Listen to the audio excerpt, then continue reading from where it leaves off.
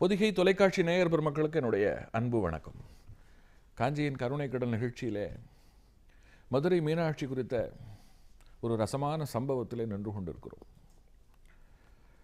நீலகண்ட தீட்சிதர் அவர்கள் திருமலை நாயக்கருடைய அழைப்பிற்காக காத்திருக்கும் ஒரு துடிப்பான தருணம். அந்த தருணத்திலே நேற்றைய தினம் நம்முடைய சிந்தனை இருந்தது. இன்றைக்கு தொடர்ந்து என்ன ஆகிறது என்று பார்ப்போம். அரசர் அழைக்கிறார் என்ற மாத்திரத்தில் நீலகண்ட தீட்சிதரும் ஓடி வருகிறார். அரசனிடம் அவர் முன்னாலே நிற்கும் பொழுது எப்பொழுதும் தீட்சிதரை பார்த்தால் முகமலர்ச்சியோடு அன்போடு மிகுந்த மரியாதையோடு அழைக்கும் அரசர் அவர்கள் அன்றைக்கு தீட்சிதரை பாராமுகமாக பார்த்தபடி பேசத் தொடங்குகிறார். அதுவே அவருக்கு இருக்கக்கூடிய சந்தேகம், கோபம், சலனம் எல்லாவற்றையும் தீட்சிதருக்கு உணர்த்தி விடுகிறது. அவர் கேட்காமல் கேட்கிறார்.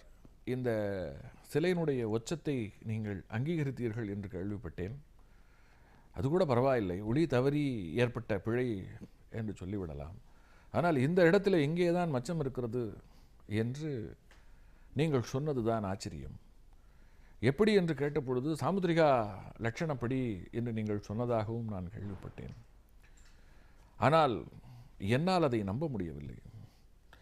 சாமுத்திரிகா லட்சணப்படி இந்த இடத்துல மச்சம் இருக்கும் என்றெல்லாம் ஒருவரால் சொல்ல முடியும் என்பதையே என்னால் ஏற்க முடியவில்லை என்பது போல அவர் பேசுகிறார். இப்படி பேசுவதே தீட்சிதருக்கு அவரை ஒரு ஊசி கொண்டு தேய்ப்பது போல இருக்கிறது. ஏனென்றால் மிகுந்த மரியாதையோடு ஒரு ராஜகுருவை போல நடத்தியவர் இன்றைக்கு அந்த ராஜகுருவை இகழ்வாக நான் உன்னை சந்தேகிக்கிறேன் என்பது போல பேசும் பொழுது அது அவருக்கு எப்படிப்பட்ட ஒரு அவமரியாதையாக இருக்கும், எப்படிப்பட்ட மன வேதனையை தரும் என்பதை நான் சொல்ல தேவையில்லை. தீட்சிதர் அவர்கள் ஒரே ஒரு வார்த்தை தான் சொல்லுகிறார். அரசே, நான் உண்மையை சொன்னேன், என் மனதில் பட்டதை சொன்னேன், நான் சொன்னது சத்தியம், மற்றபடி எனக்கு வேறு எதுவும் தெரியாது என்கிறார். வேறு எதுவும் தெரியாது என்று அவர் சொன்னதை ஏற்று அரசராலே சமாதானமாக முடியவில்லை. இதை நான் எதை வைத்து நம்புவது? நீங்கள் சொல்லுவதை நான் எதை கொண்டு நம்புவது என்று கேட்கிறார். உடனே தீட்சிதருக்கு இந்த இடத்துல தன்னுடைய தவறு புரிகிறது. அதாவது இந்த முடிவை தான் எடுத்திருக்கக்கூடாது, இந்த முடிவை அரசன் எடுத்திருக்க வேண்டும். இதை இங்கே அரசிக்கு இருக்கிறது என்று சொல்லுவதற்கு தான் ஆர்வக்கோளாறிலே இந்த விஷயத்தை ஒருவேளை செய்து விட்டோமோ?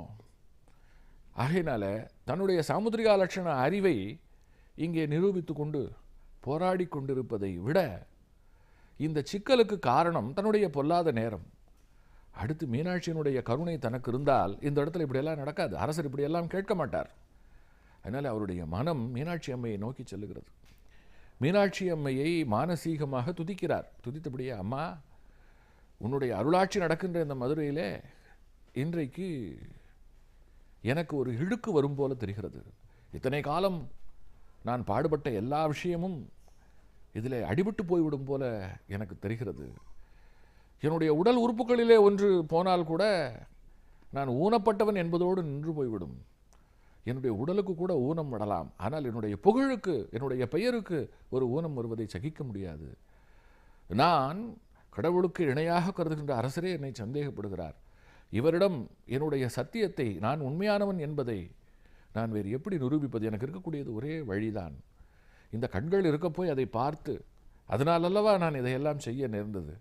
ஆகையினால எனக்கு வேறு வழி தெரியவில்லை என்று சொல்லிக்கொண்டே மீனாட்சி அம்மனுக்கு கற்பூர தீபம் காட்டுகின்ற அந்த தீபச்சுடர் இருக்கிறதே, அந்த தீபச்சுடராலே தன்னுடைய 2 கண்களையும் சுட்டு கொண்டு அதற்கு பிறகு மன்னவன் முன்னாலே நின்று சொல்லுகிறார். அரசே, நான் சொன்னது சர்வ சத்தியம், நான் பொய் பேசவில்லை. இதை என்னுடைய கண்களை நான் அடமானம் வைத்து இந்த இடத்துல அன்னையினுடைய இதுக்கு கொடுத்து இந்த இடத்துல நான் பிரமாணமாக நான் இதை உங்கள் முன்னாலே சொல்லுகிறேன். இனியும் நீங்கள் நம்பவில்லை என்று சொன்னால் நான் உயிரை விடுவதை தவிர எனக்கு வேறு வழி இல்லை என்கிறார். இதற்கு மேல் அவரை சோதிப்பதற்கு திருமலை நாயக்கரும் தயாராக இல்லை. நாயக்கர் ஆடி போகிறார். தீட்சிதர் அவர்களே, நான் உங்களை சந்தேகப்பட்டது உண்மை. ஆனால் அதே சமயம் ஒரு கால் நீங்கள் இத்தனை காலம் என்னோடு பழகி இருக்கின்ற தருணத்தில் சாமுத்திரிகா லட்சணம் பற்றியோ எனக்கு தெரியும் என்றோ நீங்கள் சொல்லி இருந்தால் எனக்கு இந்த இடத்துல அது தோன்றி இருக்காது.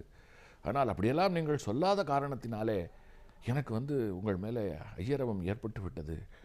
அடுத்து அரசியனுடைய உடம்பிலே எங்கே மச்சம் இருக்கிறது என்பது அரசனுக்குத்தான் தெரிந்திருக்க வேண்டுமே தவிர அடுத்தவர்களுக்கு அல்ல. உங்கள் மூலமாக அது இன்றைக்கு அடுத்தவர்களாலேயும் கண்டறிய முடியும் என்று வந்துவிட்டதையெல்லாம் எண்ணித்தான் நான் கலங்கி போய் அடடா என்று நான் கவலைப்பட்டேன், வருத்தப்பட்டு அந்த கோபத்தை உங்கள் முன்னால் காண்பித்தேன். ஆனால் அதற்காக நீங்கள் இப்படி ஒரு தண்டனையை உங்களுக்கு கொடுத்து கொள்வீர்கள் என்று நான் கொஞ்சமும் எதிர்பார்க்கவில்லை. என்னை மன்னித்து விடுங்கள், என்னை மன்னித்து விடுங்கள் என்கிறார். ஆனால் சுட்ட வடு சுட்டது தான். அதுவும் கண்களிலே சூடு வைத்து கொண்ட நிலையில் அவிந்து போன கண்கள் அதற்கு பின்பு என்னாகும்? ஆனால் தீட்சிதர் அவர்கள் அது குறித்து வசனப்படவில்லை. எப்படியோ நான் உண்மை பேசினேன், நான் சத்தியம் பேசினேன் என்பதை நீங்கள் தெரிந்து கொண்டீர்கள், எனக்கு அது போதும். இப்படி ஆக வேண்டும் என்பது எனக்கான விதி, அது என் மூலமாகவே நடந்துவிட்டது என்று கூறிக்கொண்டு தீட்சிதர் அவர்கள் அதற்கு பிறகு அன்னையின் மேல், அதனால் கொஞ்சம் கூட அவருக்கு பக்தி குறையில, அந்த அடாத பக்தியோடு அவர் ஒரு பாடல் இயற்றுகிறார். ஆனந்த சாகர சத்துவம் என்பது அந்த பாடல். அந்த ஆனந்த சாகர சத்துவத்தில் ஒரு வரி, அந்த வரியில் அவர் என்ன சொல்லுகிறார் என்றால், அம்மா உன்னுடைய முகத்தை என்னுடைய கண்களாலே நான் அனுதினமும் பார்த்து வந்தேன். எனக்கு இப்பொழுது அந்த முகம் அப்படியே பதிந்திருக்கிறது.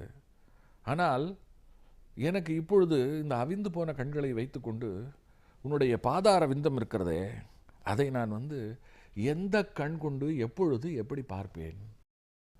இந்த கண்களை நான் இழந்து விட்டேனே. எனக்கு என்ன தெரியுமா இப்பொழுது வருத்தம்? உன்னுடைய பாதங்களை பார்க்கக்கூடியவனாக நான் இல்லையே. எந்த பாதம் கடைத்தேற்றுமோ, எந்த பாதம் வழிகாட்டுமோ, எந்த பாதம் முக்தி தருமோ, எந்த பாதம் மோட்சம் தருமோ, அந்த பாதத்தை பார்ப்பதற்குரிய பார்வையற்றவனாக ஆகிவிட்டேனே தாயே என்று மெய்யுருக கவிதையில் அவர் வருந்தின நிமிடம் அன்னை அவர் முன்னாலே பிரசன்னமாகி அவர் இழந்த அவருடைய கண்களை அவருக்கு திரும்ப தருகிறார். இந்த சம்பவத்தை பெரியவர்கள் சொல்லி, அட்சி என்று சொன்னால் கண்கள், மீனாட்சி என்று சொன்னால் மீன் போன்ற கண்களை உடையவள் என்று பொருள். தன்னுடைய பெயரிலேயே அக்ஷத்தை கொண்டிருக்கக்கூடியவள், பிறர் அழுக பொறுப்பாளா. அதனால தான் இன்றைக்கு மீனாட்சி அம்மன் முன்னாலே போய் யாராவது கண்ணீர் விட்டால், நன்றாக கவனிக்கணும், பெரியவர் சொல்லுகிறார், மீனாட்சி அம்மன் முன்னாலே போய் யாராவது கண்ணீர் விட்டால் மிக வேகமாக துடைத்து விடுவாளாம். அவளுக்கு கண்கள் அழ பொறுக்க மாட்டாள். அவள் அந்த அளவிற்கு வேகமாக ஓடி அருள் செய்கின்ற ஒரு தெய்வம். அடுத்து தீயினில் எதுவும் தூசாகும். அவள் தீயிலே தோன்றியவள். அதனால் அவள் முன்னாலே எப்பேற்பட்ட பாவங்களும் பொசுங்கி போகும். அப்பேற்பட்ட ஒரு அனுகிரக பிரசாதி அவள், அனுகிரக சக்தி படைத்தவள் என்று மீனாட்சியினுடைய புகழை மிகப்பெரிய அளவில் ஏந்தி பிடிக்கிறார். ஒரு பக்கம் குமரகுருபரரை தொட்டு, இன்னொரு பக்கம் நீலகண்ட தீட்சிதரை தொட்டு என்று ஒரு ஒவ்வொன்றாக இங்கே சொல்லி கொண்டு வருகிறார். அதே போல் 12 ஜோதிர்லிங்க தலங்களுக்கு ஒப்பாக, அதாவது துவாதசாந்த ஸ்தலம் என்கின்ற பெயருக்கும் அவர் மதுரைக்கு அவர் அளித்த அந்த புது விளக்கம் இருக்கிறதே, அது இதுவரையிலும் யாருமே சொல்லாது. இப்படிப்பட்ட மீனாட்சி அம்மன் ஆலயத்தில் 1964 கும்பாபிஷேகம் நடந்த வேளையில், அப்பொழுது பிடிஆர் பழனிவேல் ராஜன் என்பவர் என்கின்ற அன்பருடைய தலைமையிலே தான் அந்த மிகப்பெரிய நிகழ்வு ஏற்பாடு செய்யப்பட்டிருந்தது. அந்த நிகழ்விலே நம்முடைய பெரியவர் அவர்கள் கலந்து கொண்டு சிறப்பிக்க வேண்டும் என்பது அவருடைய விருப்பம் மட்டுமல்ல, அந்த அமைப்பை சார்ந்த, அதாவது கும்பாபிஷேக அமைப்பை சார்ந்த அத்தனை பேருடைய விருப்பமும் அதுதான். அவர்கள் மகா பெரியவரை சந்தித்து நீங்கள் வர வேண்டும், உங்கள் முன்னிலையிலே நடத்தி தர வேண்டும் என்று விண்ணப்பம் தெரிவிக்கிறார். அதே சமயம் அவரோடு இன்னும் பல மற்ற சன்னியாசிகளையும் அழைத்து, அதாவது எந்தெந்த மடாதிபதிகளெல்லாம் இருக்கிறார்களோ எல்லா மடாதிபதிகளையும் அழைத்து அவர்கள் முன்னாலே அந்த கும்பாபிஷேகம் நிகழ வேண்டும் என்று அவர்கள் விரும்புகிறார்கள். அந்த நிகழ்ச்சிக்கு எல்லோரும் வருகிறார்கள் என்னும் பொழுது தன்னை பெரிதாக கருதி முன்னிலைப்படுத்துவதை பெரியவர் அவர்கள் விரும்பவில்லை. அவர் சொல்கிறார், நான் வந்து விடுகிறேன், நீங்கள் எனக்காக மெனக்கிடவோ எனக்காக சிரமப்படவோ வேண்டாம், நீங்கள் போய் உங்களுடைய வேலையை பாருங்கள் என்று சொல்லுகிறார். அதே போல் விடிந்தால் கும்பாபிஷேகம் எனும் பொழுது முதல் நாள் கிட்டத்தட்ட நள்ளிரவு வேளையிலேயே தங்கியிருந்த இடத்திலே இருந்து யாரிடமும் சொல்லாமல் விறுவிறு என்று கிளம்பி மீனாட்சி அம்மன் கோயிலுக்கு வந்து விடுகிறார். அவர் கிளம்பி விட்டதை தெரிந்து மடத்து சிப்பந்திகள் அவரை தொடர்ந்து அவர் பின்னாலே வேகமாக வருகிறார்கள். அப்படி வந்தவர் கிழக்கு கோபுரம் வழியாக வந்து அங்கே பொற்றாமரை குளத்தை ஒட்டி பல பேர் அமர்ந்திருக்கிறார்கள். அதில் குறிப்பாக சொல்ல வேண்டும் என்று சொன்னால் ஏழை பாழைகள் என்ற ஒரு வார்த்தை தமிழிலே உண்டே, அந்த ஏழை பாழைகள், அதாவது விடிந்தால் கும்பாபிஷேகத்தை அருகிலே இருந்து பார்க்க முடியுமோ முடியாதோ, ஆகையினாலே நிறைய கூட்டம் அக்கம் பக்கத்தில் இருக்கக்கூடிய வீடுகளிலெல்லாம் மாடிகளிலெல்லாம் ஜனத்திரள் அடைந்து விடும். ஆனால் ஏழை பாழைகள் எங்கே போய் எப்படி பார்க்க முடியும்? அதனால் அப்படிப்பட்ட ஏழை பாழைகள் அத்தனை பேரும், குறிப்பாக பல 80-90 வயதை கடந்துவிட்ட பாட்டிமார்கள், தாத்தாமார்கள், இவர்களெல்லாம் குற்றாமரை குளத்தடியிலே வந்து அன்றைக்கு இரவே தங்கிவிட்டார்கள். கோயில் அன்றைக்கு கும்பாபிஷேகம் என்ற காரணத்தினாலே விடிய விடிய திறந்தே இருக்கிறது. அதனால் காலை கும்பாபிஷேகத்தை கண்ணார பக்கத்தில் இருந்து பார்க்க வேண்டும் என்பது அவர்களுடைய விருப்பம். ஆனால் அவர்களுக்குள்ளே ஒரு பயம், நம்ம எல்லாம் துரத்தி விடுவார்களோ, நம்மால் அருகே சென்று அந்த கோபுரத்தின் அருகே நின்று பார்க்க முடியாதோ என்று எத்தனை ஆசை இருந்தால் இப்படி நினைத்துப்பார்கள். ஆனால் அவர்களுடைய விருப்பம் தெரிந்தது போல மகா பெரியவர்கள் அங்கே வந்து அவர்களோடு தங்கி அவர்களோடு பேசி கொண்டிருக்கிறார். ஒருபுறம் அவர் தங்கியிருக்கிற இடத்திலே இருந்து வரப்போகிறார் என்று கோபுரத்துக்கு அருகிலே குழுவினர் காத்து கொண்டிருக்க, அதன் பிறகு அவர்களுக்கு தகவல் வருகிறது, பெரியவர் இரவே வந்து விட்டார், குளத்தங்கரையிலே அங்கிருக்க தங்கியிருக்கின்றவர்களோடு அமர்ந்து பேசி கொண்டிருக்கிறார் என்ற உடனே ஆச்சரியப்பட்டு ஓடி வந்து அவரை அழைக்கிறார்கள். அப்பொழுது அவர் சொல்லுகிறார், இங்கு இருக்கின்றவர்கள் எல்லோரும் தரிசனம் செய்ய வேண்டும், அதனால் இவர்கள் முதலில் முன்னால் செல்ல நான் பின்னால் வருகிறேன் என்று சொல்லி அத்தனை பேரையும் முன்னால் அனுப்பிவிட்டு இவர் பின்னாலே செல்லுகிறார். ஒருவேளை இவர் முன்னால் போய் அவர்கள் பின்னால் வந்தால் கோபுரத்தின் அருகே வந்து மேலே ஏறும்பொழுது இவரை மட்டும் முன்னாலே விட்டுவிட்டு அவர்களையெல்லாம் கிட்டே விடமாட்டார்கள், தடுத்து விடுவார்கள். இது நடைமுறையில் எங்கேயுமே பார்க்கக்கூடிய ஒரு விஷயம். இதை உணர்ந்தவர் போல மகா பெரியவர் அவர்கள் அவர்களை முன்னே அனுப்பி, அதே போல் கோபுரத்தை ஒட்டி இருக்கக்கூடிய பகுதியில் அவர்கள் மேலே இருக்கிற ஒரு சாரம் இருக்கிறது, அந்த சாரத்தின் மேலே எல்லாரும் எழும்பொழுது அவர்களையும் மேலேற்றி அவர்களை சென்ற பிறகு இறுதியாக மேலேறி வந்து அதற்கு பிறகு ஒரு இடத்துல நின்று கொண்டு நடக்கட்டும் என்று சொல்லி அந்த கும்பாபிஷேக வைபவத்தை அவர் பார்க்கிறார். இதில் நான் ரொம்ப சுருக்கமாக இந்த விஷயத்தை சொல்லியிருக்கிறேன். இதில் ஒரு அற்புதமான விஷயம் என்ன என்று சொன்னால், அந்த குளத்தங்கரையில் இருந்தவர்கள் அத்தனை பேருமே மிக ஆத்மார்த்தமாக அந்த கும்பாபிஷேகத்தை பார்க்க விரும்பியவர்கள். அவர்கள் தங்களுக்கெல்லாம் அருகே இருந்து பார்க்கக்கூடிய வாய்ப்போ பாக்கியமோ நிச்சயமாக கிடைக்கப் போவதில்லை என்று தான் நினைத்து கொண்டிருந்தார்கள். அவர்கள் அப்படி நினைத்து கொண்டிருப்பது, மானசீகமாக அவர்கள் நினைத்து கொண்டிருப்பதை பெரியவர் அவர்கள் உணர்ந்து அவர்களுக்கு போக என்று தன்னையும் பின்னிறுத்தி கொண்ட அவருடைய செயல்பாடு இருக்கிறது. அதுதான் மிகப்பெரிய உன்னதம். மதுரை மீனாட்சி குறித்தும் மதுரை குறித்தும் சிந்திக்கும் பொழுது பெரியவர் சொன்ன கருத்துக்கள் மட்டுமல்ல, பெரியவர் நடந்து கொண்ட இந்த மிக இதமான போக்கு இருக்கிறது, இதுவும் நம்முடைய நெஞ்சை நெகிழச் செய்கிறது. இன்றைக்கு மீனாட்சியை குறித்து சிந்தித்த நான் நாளை பெரியவர் வாயிலாக காமாட்சி குறித்து சிந்திக்க இருக்கிறேன். சந்திப்போம்.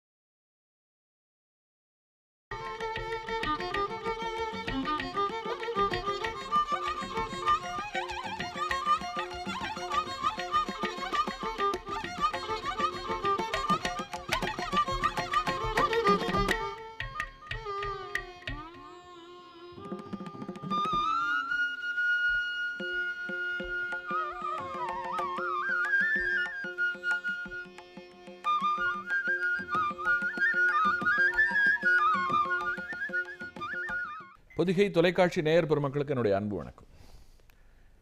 காஞ்சியின் கருணைக்கடல் நிகழ்ச்சியில் மகாபெரியவர் வாயிலாக நேற்று மீனாட்சி குறித்து சிந்தித்தோம். இன்றைக்கு அவர் வாயிலாக காமாட்சி குறித்து சிந்திக்க இருக்கிறோம். காமாட்சி என்று சொன்னவுடன் காஞ்சிபுரம் நகரம் நம்முடைய கஞ்சி காமாட்சி, மதுரை மீனாட்சி, காசி விசாலாட்சி என்று இந்த 3 பெயர்களை ஊரோடு பொருத்தி சொல்வார்கள். இந்த 3 பெயர்களையும் சொல்லும் பொழுது அட்சி அட்சி என்று அந்த பெயர்கள் முடிகின்றன. காமாட்சி, மீனாட்சி, விசாலாட்சி. அட்சி என்று சொன்னால் கண்கள். எப்படிப்பட்ட கண்கள் என்பதை அவர்களுடைய பெயரினுடைய முன்பாகம் விளக்குகிறது. மீனாட்சி என்று சொன்னால் மீனை போன்ற கண்களை உடையவள். காமாட்சி என்று சொல்லும் பொழுது இங்கே வேறு விதமாக பொருள் கொள்ள வேண்டியிருக்கிறது. அதாவது காமம் என்கின்ற ஒரு பொருள் நேரடியாக இங்கே வருகிறது. அதாவது காமத்தை ஆட்சி செய்கின்றவள் என்பது போல ஒரு பொருள், ஒரு வகையில் உண்மையும் கூட. காமம் என்கின்ற ஒன்று ஒரு மனிதனை தடம் புரளச் செய்து மிகப்பெரிய பாவியாகிவிடும். அதை நாம் விளக்கில் நெருப்பு போல கற்புக்கு உட்பட்டு கையாளுகின்ற பொழுது இந்த மனித சமுதாயம் உருவாகி, பரம்பரை தொடர்புகள் உருவாகி, ஒரு மனிதன் இந்த உலகில் பிறப்பதற்கு காரணமான தன்மைகள் இருக்கிறதே, அவைகளெல்லாம் அர்த்தம் கொண்டதாக அமையும். வகையினால காமம் கட்டுக்கடங்கி, காமம் புனிதமானதாக கருதப்பட்டு என்று பல பொருள் இந்த இடத்துல வருகிறது. இங்கே காமாட்சி குறித்து சொல்லும் பொழுது மகாபெரியவர் அவர்கள் பல அரிய கருத்துக்களை சொல்லுகிறார். அதாவது எங்கேயும் சக்திக்கு, அதாவது சக்தியினுடைய அம்சம் இருக்கிறதே, சக்திக்கு என்று, அதாவது அம்பிகைக்கு என்று தனி சன்னதி எங்கேயுமே கிடையாது. மதுரையிலே கூட மீனாட்சி அம்மன் பெயராலே அந்த ஆலயம் அழைக்கப்படுகிறது. ஆனால் அங்கே அந்த ஆலயத்திற்கு பக்கத்திலேயே, ஆலயத்திற்குள்ளேயே சுந்தரேஸ்வரருக்கு தனியாக கோயில் இருக்கிறது. அதாவது இருவரும் சேர்ந்துதான் எல்லா இடத்திலும் இருக்கிறார்கள். ஆனால் காஞ்சியில் மட்டும் ஏகாம்பரேஸ்வரராக வேறு இடத்திலே அந்த பரமேஸ்வரன் கோயில் கொண்டிருக்க, காமாட்சிக்கு தனி சன்னதி. இந்த தனி சன்னதி எத்தனை விசேஷம் மிக்கது என்பதையும் இங்கே சொல்கிறார். சொல்லிவிட்டு காமாட்சியை இங்கே அவர் எப்படி வியக்கிறார் தெரியுமா? ஒரு பாடலின் வாயிலாக. காமாட்சி பற்றி எவ்வளவோ பாடல்கள் இருக்கிறது. ஆனால் ஒரு 2 சொல் அலங்கார பாடல் ஒன்று பழங்காலத்தில் யார் எழுதினது என்று தெரியவில்லை. ஆனால் அந்த பாடல் இன்றைக்கும் புழக்கத்தில் இருக்கிறது. தமிழறிஞர்கள் ஒருவேளை எழுந்திருக்கலாம். இன்றைய நம்முடைய சமுதாயத்தில் இருக்கக்கூடியவர்களுக்கு இந்த பாடல், இதை கேள்விப்படும் பொழுது ரொம்ப ஆச்சரியமாக, புதிதாக தோன்றக்கூடும். ஆனால் பெரியவர் அவர்கள் இதை போன்ற பாடல்களை எல்லாம் தெரிந்து வைத்திருந்தார் என்பது மட்டுமல்ல, புரிந்து வைத்திருந்தார் என்பதோடு இந்த பாடலை சொல்லி பொருளை எல்லோருக்கும் புரிய வைப்பவராகவும் இருந்தார் என்பதுதான் ரொம்பவும் ஆச்சரியமான ஒரு விஷயம். முதல்ல அந்த பாடல் என்ன என்று பார்த்து விடுவோம். கஞ்சி குடியாளே, கம்பஞ்சோறு உண்ணாளே, வெஞ்சினங்களொன்றும் விரும்பாளே, நெஞ்சுதனில் அஞ்சுதலை அறவார்க்கு ஆறுதலை ஆவாளே, கஞ்சமுக காமாட்சி காண். இதுதான் அந்த பாட்டு. அதாவது கஞ்சி குடியாளே, கம்பஞ்சோறு உண்ணாளே, வெஞ்சினங்களொன்றும் விரும்பாளே, நெஞ்சுதனில் அஞ்சுதலை அறவார்க்கு ஆறுதலை ஆவாளே, கஞ்சமுக காமாட்சி காண். இதுதான் அந்த பாடல். இந்த பாட்டினுடைய பொருளை இப்பொழுது ஒவ்வொரு வரியாக பார்க்கும் பொழுது நமக்கு மேலெழுந்த வாரியாக பார்க்கும் பொழுது ஒரு பொருள், ஆழ்ந்து பார்க்கும் பொழுது இன்னொரு பொருள். முதல்ல இந்த மேலெழுந்த வாரியாக இருக்கக்கூடிய பொருள் இருக்கிறது, அதை சொல்லுகிறார். கஞ்சி குடியாளே என்று சொன்னால் காமாட்சி கஞ்சி குடிக்கிறவ கிடையாது. அதாவது கஞ்சி என்பதை உணவு என்றும் எடுத்து சொல்லலாம். அவள் கஞ்சி காய்ச்சி குடிக்கிறவள், அவளுக்கு கஞ்சி பிடிக்காது, அதனால் கஞ்சி குடியாளே. கம்பஞ்சோறு உண்ணாளே, கஞ்சியே குடிக்காதவள் கம்பஞ்சோத்தைத்தான் நான் சாப்பிட போகிறா, அதனால் கம்பஞ்சோறு உண்ணாளே. அடுத்து வெஜ்ஜினங்கள் ஒன்றும் விரும்பாலே. வெஜ்ஜினம் என்று சொன்னால் பொரியல் வகையறா. ஆகையினால் இப்போ துணை உணவில் ரொம்ப முக்கியம். இன்றைக்கு வெஞ்சனம் இல்லாமல் பலரும் சாப்பிடுவதில்லை. பிராமணர்கள் அதை கரமீது என்று சொல்வார்கள், மற்றவர்கள் அதை பொரியல் என்று சொல்வார்கள், விவசாய பெருங்குடி மக்கள் வெஞ்சினம் என்று சொல்லுவார்கள். ஆக அது ஒரு துணை உணவு, அதைத்தான் வெஞ்சினம் என்று சொல்லுகிறார்கள். அந்த வெஞ்சினங்கள் இருக்கிறது அந்த துணை விரும்பும் அந்த அந்த துணை உணவையும் விரும்பாளே.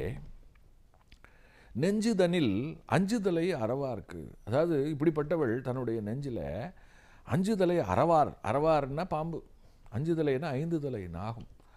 5 தலை நாகம் இருக்கிறதே, அந்த நாகத்திற்கு இவள் 6 தலை ஆவாளே.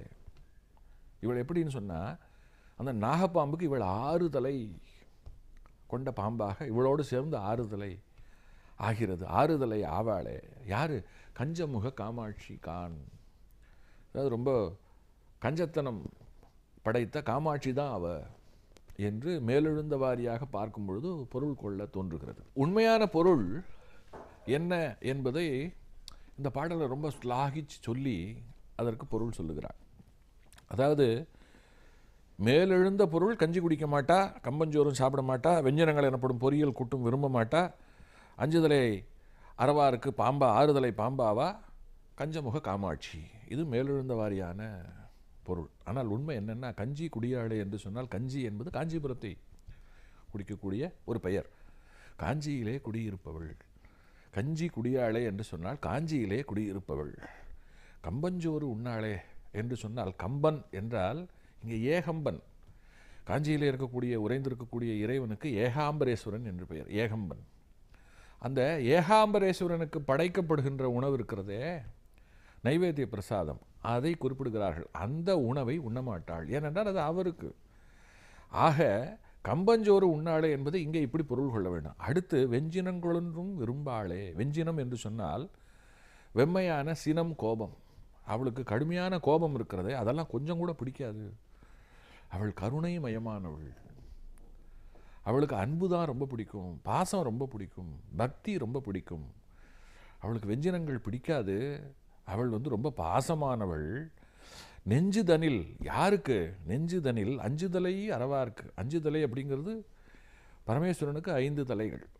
ஆகையினால இங்கே ஈசனை குறிப்பிடுகிறாள். 5 தலை அறவார்க்கு. அறவார்னா யார்? இங்கே 5 தலை. அதாவது ஈசனுடைய பக்தர்கள் இருக்கிறார்களே, அவர்களுக்கு இவள் 6 தலை ஆவாளே. அந்த பக்தர்களுக்கெல்லாம் இவள் இருக்கிறாளே, இவளை நினைக்கும் பொழுது அவளுக்கெல்லாம் அவ்வளவு ஆறுதலாம், மனசுக்கு இதமாக இருக்கான். நம்முடைய தாய் இருக்கிறாள், உறைபாட்டை நாம் அவளிடம் சொன்னால் அவள் அதை தந்தையிடம் சொல்லி எல்லாவற்றையும் சரி செய்து விடப் போகிறாள். அதனால் அவள் இருக்க நமக்கு என்ன கவலை என்று மனதிற்கு ஆறுதலை தரத்தக்கவளாக. யாருக்கு? இறைவனுடைய அடியாருக்கு அவள் ஆறுதலை தரக்கூடியவளாக இருக்கிறாள். கஞ்சமுக காமாட்சி. இங்கே கஞ்சமுகம்னு சொன்னால் கஞ்சத்தனம் இல்லை. கஞ்சம் என்று சொன்னால் இங்கே தாமரை முகம்னு பேர். கஞ்சம் என்கின்ற வார்த்தைக்கு தாமரைன்னு ஒரு பொருள் உண்டு. நல்ல தாமரை போன்ற முகம் கொண்ட இந்த காமாட்சி இருக்கிறாளே, இவள் எப்படிப்பட்டவள்? இவள் காஞ்சியிலே குடியிருக்கிறவள். ஏகாம்பரனுடைய பிரசாத உணவு இருக்கிறது, அதை உண்ணாதவள். அதே போல் கோபத்தை விட்டுவிட்டவள். இவளுக்கு கருணை தான் இவளிடம் இருக்கிறது, கோபப்பட இவளுக்கு தெரியாது. இறைவனுடைய அடியவர்களுக்கெல்லாம் இவள் மிகப்பெரிய ஆறுதலாக இருக்கிறவள் அப்படின்னு சொல்லிட்டு 2 பொருள். இதை இருசொல் அலங்கார கவிதை, இது யார் எழுதினதுன்னு தெரியல. இந்த பாடலை ஒரு உபன்யாசத்தின் பொழுது சொல்லி இந்த பாடலினுடைய 2 பொருளையும் சொல்லுகிறார். சொல்லி காமாட்சியை இப்படியெல்லாம் தோத்தரித்து துதி செய்து பாடியிருக்கிறார்கள்.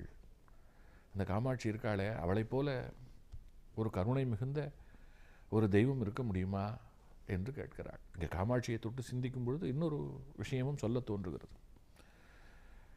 பெரியவர் மேலே காமாட்சிக்கும் தனி கருணை உண்டு. ஒரு தீபாவளி தினம், தீபாவளி தினத்தன்று வரிசையில் எல்லோரும் நின்று ஆசீர் பெற்று கொண்டிருக்கிறார்கள். அப்பொழுது பட்டுப்பாவாடை சட்டை தரித்த ஒரு சிறுமி. அந்த சிறுமியினுடைய முகத்தை பார்த்தால் பார்த்து கொண்டே இருக்கலாம். வைத்த பார்வையை நம்மால் எடுக்க முடியாது. அப்படி ஒரு அழகு, கிளி கொஞ்சம் அழகு என்று சொல்வார்களே, அப்படிப்பட்ட ஒரு அழகு. அந்த குழந்தை 3 கையில் 3 டப்பாக்கள், சம்படம் என்று சொல்வார்கள், 3 சம்படங்களோடு அந்த குழந்தையும் அந்த கூட்டத்துக்குள்ளே வரா. குழந்தை மட்டும் வரா. எல்லோருடைய பார்வையும் அந்த குழந்தை மேலே திரும்புகிறது. யார் இந்த குழந்தை? யார் இந்த குழந்தை? இந்த குழந்தையினுடைய தாய் தந்தை யார் என்று தெரியாமல் அந்த குழந்தையே பார்த்து கொண்டிருக்கிறார்கள். பெரியவரும் அந்த குழந்தையை பார்க்குறார். பார்த்த மாத்திரத்தில் ரொம்ப ஆசையாக அருகே வா என்று கைகளை அசைத்து அழைக்கிறார். அந்த குழந்தையை ரொம்ப வேகமாக ஒரு முன்னாலே வந்து நின்று அழகாக சிரிக்கிறது. கழுத்தில் ஒரு சங்கிலி அணிந்திருக்கிறது, காதில் ஜிமிக்கி போட்டிருக்கிறது, தலையில் பூ வைத்து பின்னி இருக்கிறார்கள், பட்டு பாவாடை, பட்டு சட்டை, கையில் அழகாக 2 வளையல், நல்ல பார்த்து திருத்தமாக வைக்கப்பட்ட பொட்டு, சிவந்த உதடு, குறுகுறு என்று கண்கள். அப்படியே பெரியவர் தன்னை மறந்து பார்க்கிறார். பார்த்துட்டு சம்பளத்தில் என்ன என்று கேட்கிறார்.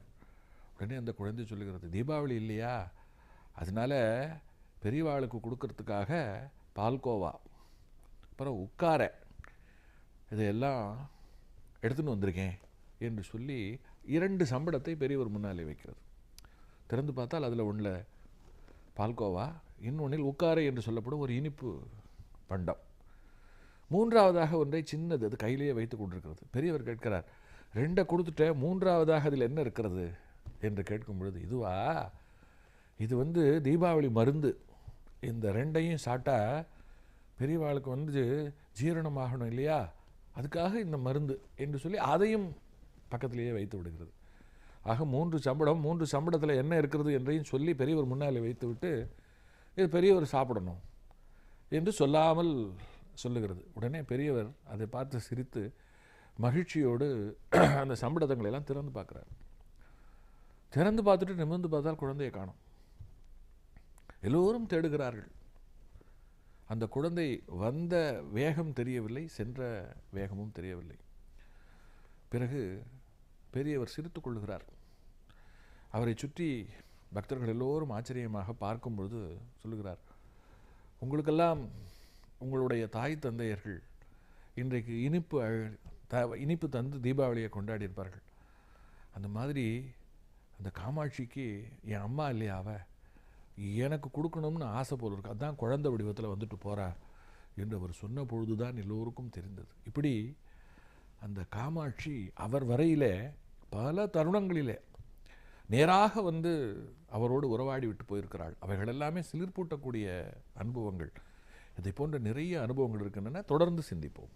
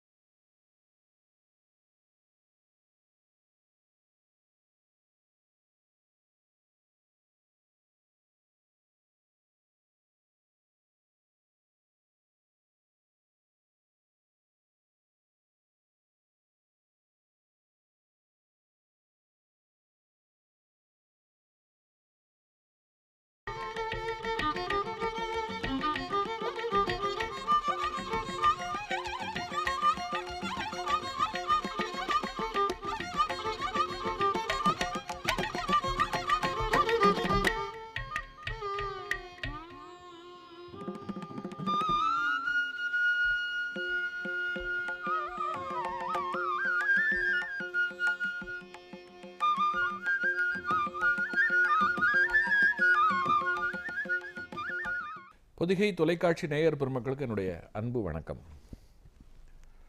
காஞ்சியின் கருணை கடல் நிகழ்ச்சியில் பலவிதமான அற்புதமான அனுபவங்களை எல்லாம் சிந்தித்து கொண்டிருக்கிறோம். கடந்த நூற்றாண்டிலே நம் கண் எதிரிலே வாழ்ந்து விட்டு சென்ற காஞ்சி முனிவர் தான் வாழ்ந்த காலத்திலே ஆற்றிய தொண்டு, தான் வாழ்ந்த காலத்திலே ஆற்றிய பேருரைகள், தான் வாழ்ந்த காலத்திலே இந்த சமூகத்திற்கு அவர் காட்டிய கருணை, அத்தோடு ஒப்பாரும் மிக்காரும் இன்றி ஈடு இணையற்ற ஒரு தவசியாக அவர் வாழ்ந்த விதம், இவைகளை குறித்தெல்லாம் இந்த நிகழ்ச்சியிலே நாள்தோறும் மிக விலாவரியாக சிந்தித்துக் கொண்டிருக்கிறோம். மகா பெரியவர் அவர்களை பற்றி அறியாதவர்கள் கூட இந்த நிகழ்ச்சியின் வாயிலாக அவருடைய கேண்மைகளை அறிய பெற்று, அடையப்பா இப்படி ஒரு மகான் இருந்திருக்கிறார், இவரை நெருங்கி சென்று அவருடைய கால்களிலே விழுந்து ஆசி பெறாமல் போய்விட்டோமே என்று அவரை பற்றி அறிந்த நிலையிலே அவரை நெருங்கி சென்றிராதவர்கள் வருந்துகிறார்கள். இன்றைக்கு வாழ்ந்து கொண்டிருக்கக்கூடிய ஆன்மீக உள்ளம் கொண்டவர்கள் நாம் வாழ்கின்ற இந்த காலத்தில் இப்படி ஒரு மகான் நம் கண் எதிரிலே இன்றைக்கு இல்லையே என்றும் வருந்துகிறார்கள். அவர் வாழ்ந்த காலத்திலே அவரோடு ஒரு பழக்கம் கொண்டு அவருடைய அருளுக்கு பாத்திரமானவர்கள் இருக்கிறார்களே, அவர்களெல்லாம் நெஞ்சை நிமிர்த்தி கொள்கிறார்கள். என்னுடைய வாழ்நாளிலே நான் ஒரே ஒரு முறை அவரை பார்த்திருந்தால் கூட போதும், இந்த பிறப்பிலே நான் கடை தேறி விடுவேன் என்று எண்ணுகின்றவர்கள் பலர். காரணம், ஒப்பு உயர்வற்ற தூய்மையான அறம் சார்ந்த ஒரு வாழ்க்கை. அவரிடம் எல்லா விதமான சக்தியும் இருந்தது. ஆனால் எந்த சக்தியும் தன்னிடை இல்லாதவர் போலவே அவர் நடந்து கொண்டார். ஒரே ஒரு முறை கூட நான் என்கின்ற பதப்பிரயோகத்தை சாதாரணமாக கூட அவர் பயன்படுத்தியதில்லை. நான், எனது, என்னுடையது, எனக்கு என்று அவர் ஒருபொழுதும் சிந்தித்து அவர் பேசினதே இல்லை. அவர் தன்னை ஒரு குடத்துக்குள்ளே இருந்த ஒரு விளக்கை போலத்தான் தன் வாழ்நாளெல்லாம் வைத்து கொண்டிருந்தார். உண்மை என்ன என்றால், அவர் வாழ்ந்த நாளில் அறியப்பட்டதை விட இன்றைக்கு அவர் அறியப்படுவது என்பது இருக்கிறதே, அதுதான் மிகப்பெரிய உன்னதம், அதுதான் மிகப்பெரிய விஷயம். இன்றைக்கு அவரை சிந்திக்காத இதழ்கள் இல்லை, அவரை பற்றி பேசாத தொலைக்காட்சி இல்லை. அவர் மறைந்து கிட்டத்தட்ட 21 ஆண்டுகள் கடந்து விட்டது. ஆனால் நேற்று போலதான் அவர் மறைந்த அந்த காலகதி கண்ணுக்கு தெரிகிறது. அவர் இன்றைக்கும் ஒரு உருவத்தில் இல்லை, ஆனால் அருவமாக இன்று அவர் வழி நடத்துகிறார் என்பதில் யாருக்கும் எந்த விதமான சந்தேகமும் இல்லை. இன்றைக்கும் மிகப்பெரிய பிரார்த்தனைகளை அவருடைய பிருந்தாவனத்திலே சென்று வைத்துவிட்டு வருகின்றவர்களுக்கு அவர் பதில் சொல்லுகிறார். அவருடைய பிருந்தாவனம் இன்றைக்கு பலர் இளைப்பாறுவதற்கான ஒரு பெரிய இடம். மிகுந்த மனக்கவலை, பாரம் சுமக்க முடியாதவர்கள் இருக்கிறார்களே, அவர்களெல்லாம் மகா பெரியவருடைய காஞ்சியில் இருக்கக்கூடிய அவருடைய பிருந்தாவனத்திற்கு சென்று அந்த பிருந்தாவனத்து பூஜையை ஒரு முறை பார்த்துவிட்டு வந்தார்கள் என்று சொன்னால் அவர்கள் தங்களுடைய மனபாரம் எல்லாம் குறைந்து லேசாகி போவதை உண்டுகிறார்கள். எல்லோருடைய கவலைகளையும் போக்கி எல்லோருக்கும் அருளாசி தந்து எல்லோரையும் நெறிப்படுத்தி இப்படித்தான் வாழ வேண்டும் என்று சொன்ன அவருடைய ஞான திருஷ்டி மிகவும் வியப்புக்குரியது. சுவாமிநாதன் என்று ஒரு அன்பர், மிகச்சிறந்த கல்வியாளர். பள்ளியில் இவர்தான் எல்லாவற்றிலும் முதல் மதிப்பெண் எடுத்து மேலே வந்தவர். இவர் ஐஏஎஸ் கல்வி பயின்று கலெக்டருக்குரிய ஒரு தகுதி தன்மையையும் அடைந்துவிட்ட ஒருவர். இப்படிப்பட்ட கல்வியிலே மிகச்சிறந்த இந்த மனிதர் மகாபெரிவரிடமும் மிகப்பெரிய பக்தி கொண்டிருந்தார் என்பதுதான் இங்கே குறிப்பிடப்பட வேண்டிய ஒரு விஷயம். மிகச்சிறந்த கல்விமானாக இந்திய ஆட்சி பொறுப்பில் இருந்தாலும் அவர் மகாபெரிவரை குருவாக கருதி அவர் காட்டுகின்ற வழியிலே நடப்பதை தன்னுடைய வாழ்நாள் கடமையாக கொண்டிருந்தார் என்பது சுட்டிக்காட்டப்பட வேண்டிய விஷயம். பெரியவரும் இதை தெரிந்து வைத்திருந்தார். ஒவ்வொரு முறை பெரியவரை சந்திப்பதற்கு அவர் வரும்பொழுதெல்லாம் அங்கே வந்து ஒரு சின்ன அதிசயம் நிகழும். அந்த மாதிரி ஒரு முறை சுவாமிநாதன் அவர்கள் பெரியவரை சந்திக்க வருகிறார். அவருக்கு வடநாட்டில் இருக்கக்கூடிய பீகாரிலே பணியாற்றுவதற்கு அரசாங்கம் உத்தரவு போட்டிருக்கிறது. அந்த உத்தரவுக்கான போஸ்டிங் ஆர்டர் இருக்கிறதே, அந்த ஆர்டரை கையில் எடுத்துக்கொண்டு பெரியவரை வந்து பார்க்கிறார். பெரியவர் வந்து பார்த்து விட்டு இந்த மாதிரி சொல்லுகிறார், பெரியவா, எனக்கு வந்து உங்கள் அருளாசினால் பீகாரில் போஸ்டிங் போட்டிருக்கா என்று சொல்லும் பொழுது பெரியவர் அதை கேட்டுவிட்டு யோசிக்கிறார். இதில் யோசிப்பதற்கு என்ன இருக்கிறது, எதற்கு பெரியவர் யோசிக்கிறார் என்று இவர் பார்க்கும் பொழுது அவர் சொல்லுகிறார், நான் வந்து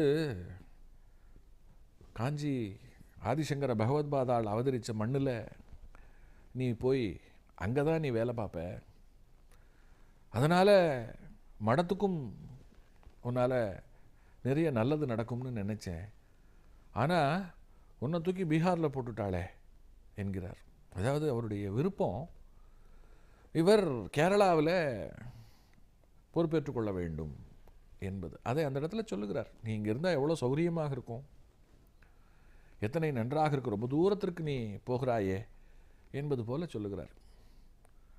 அவரும் என்ன செய்வது, அரசாங்கம் உத்தரவு போட்டு விட்டது, நான் ஒன்றும் செய்வதற்கில்லை என்று சொல்லவும், சரி நல்ல விதமாக போய் அங்கேயும் உன்னுடைய கடமையை மிகச் சிறப்பாக செய்து விட்டு வா என்று அருளாசி கூறி அனுப்பி வைக்கிறார். அப்படி போனவர் 2 நாளில் திரும்பி வருகிறார். திரும்பி வந்து பெரியவரிடம் சொல்லுகிறார், பெரியவா, 2 நாள் முன்னாடி உங்களை நான் சந்தித்த போது பீகாரில் எனக்கு போஸ்டிங்னு சொல்லி நான் உங்ககிட்ட சொன்னப்போ, நீங்கள் பகவத்பாதாள் அவதரித்த மண்ணில் நீ வேலை பார்த்தா எவ்வளோ நன்னா இருக்கும் அப்படின்னு சொன்னது எனக்கு இப்போ நான் நினச்சி பார்க்குறேன்.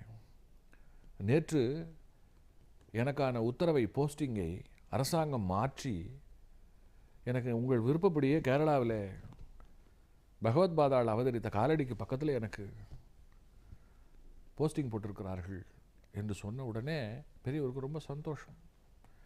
பரவாயில்ல, நான் ஆசைப்பட்டேன், நடந்துடுத்து என்கிறார். அதாவது இது அவருடைய ஆசை அல்ல, ஏனென்றால் அவர் கைங்கரியம் செய்வதிலே, தொண்டு செய்வதிலே பெரியவர்.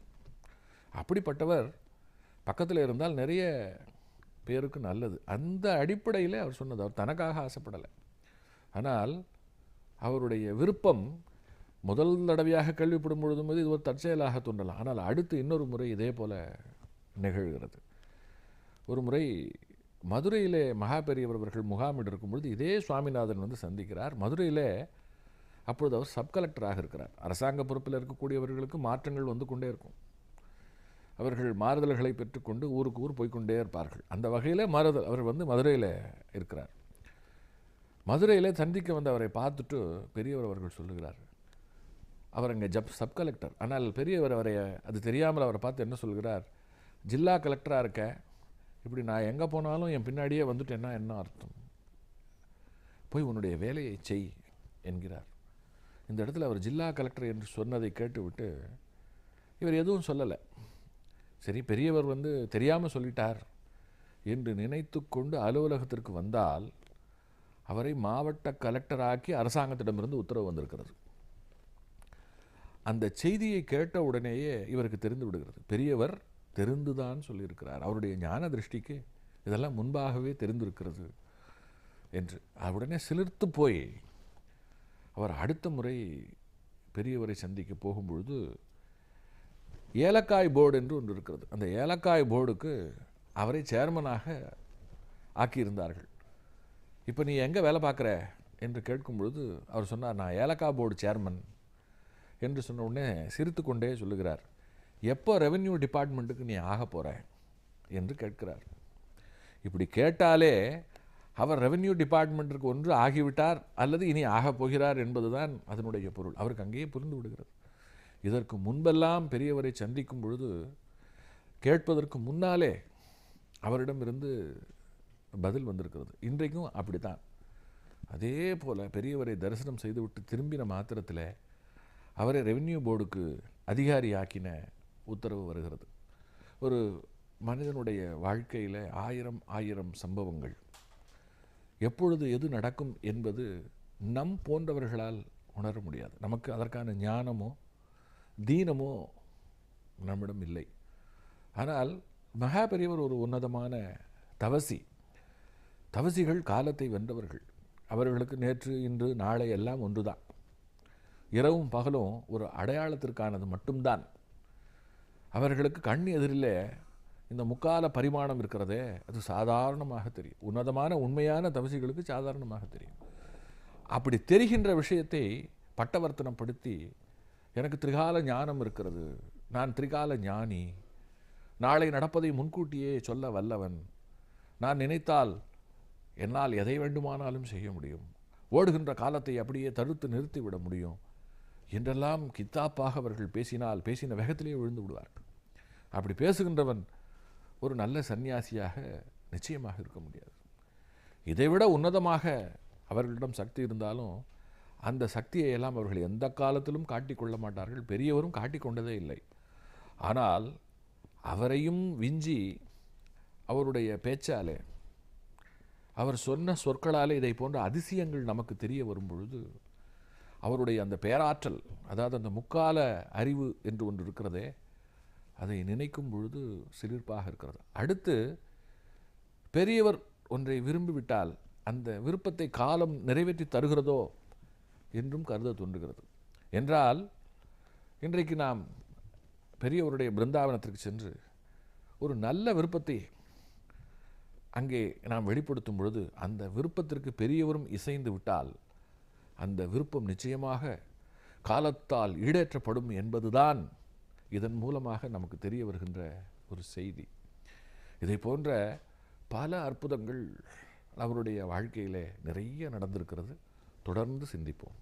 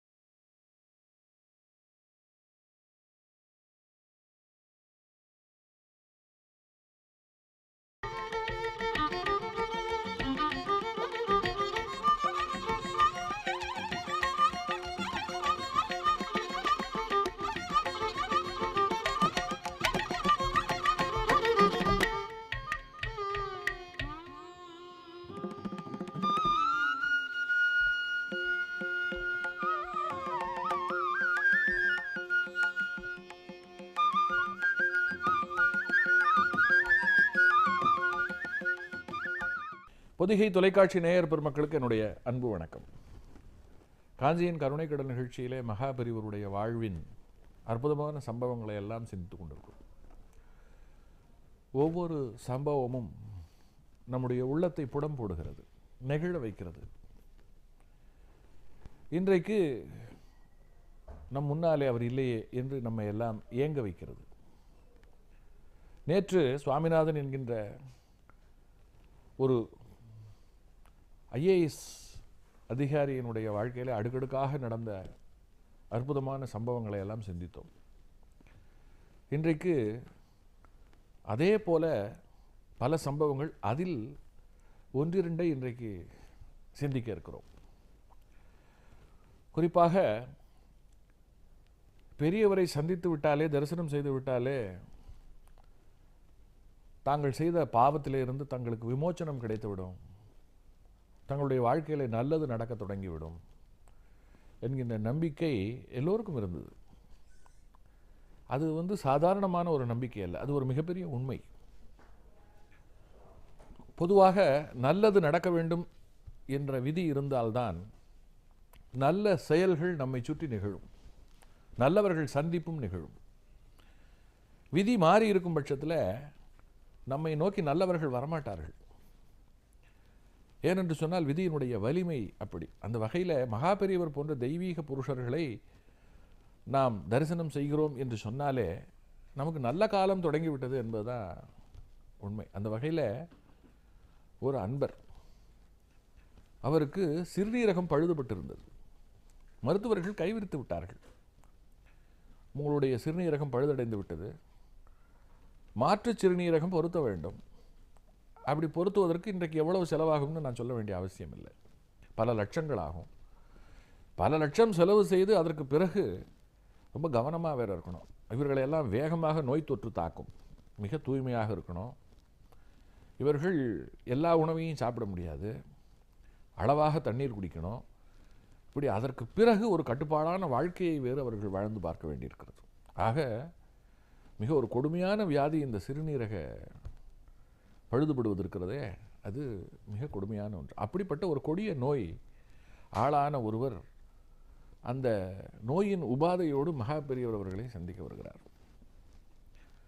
அப்படி சந்திக்க வந்து அப்படியே கண்ணீர் மல்க நிற்கிறார். அவருக்கு நல்ல நேரம். ஒரு பக்கம் நோய் தொற்று, கொடிய நோய் தாக்கப்பட்டு அவர் கடினப்பட்டு கொண்டிருந்தாலும் நல்லது கெட்டதிலே ஒரு நல்லது என்பது போல இந்த தரிசனம் அவருடைய பூர்வ புண்ணியம் காரணமாக அவருக்கு அப்படி வந்தவர் பெரியவர் முன்னாலே கண்ணீர் விடுகிறார். கண்ணீர் விட்டு, எனக்கு இப்படி ஆகிவிட்டது, நான் என்ன செய்வேன் என்று சொல்லவும் பெரியவர் அவரை கூர்ந்து பார்த்துவிட்டு தீர்த்தம் தந்து சற்று ஒதுங்கி போய் நிற்க சொல்லுகிறார்.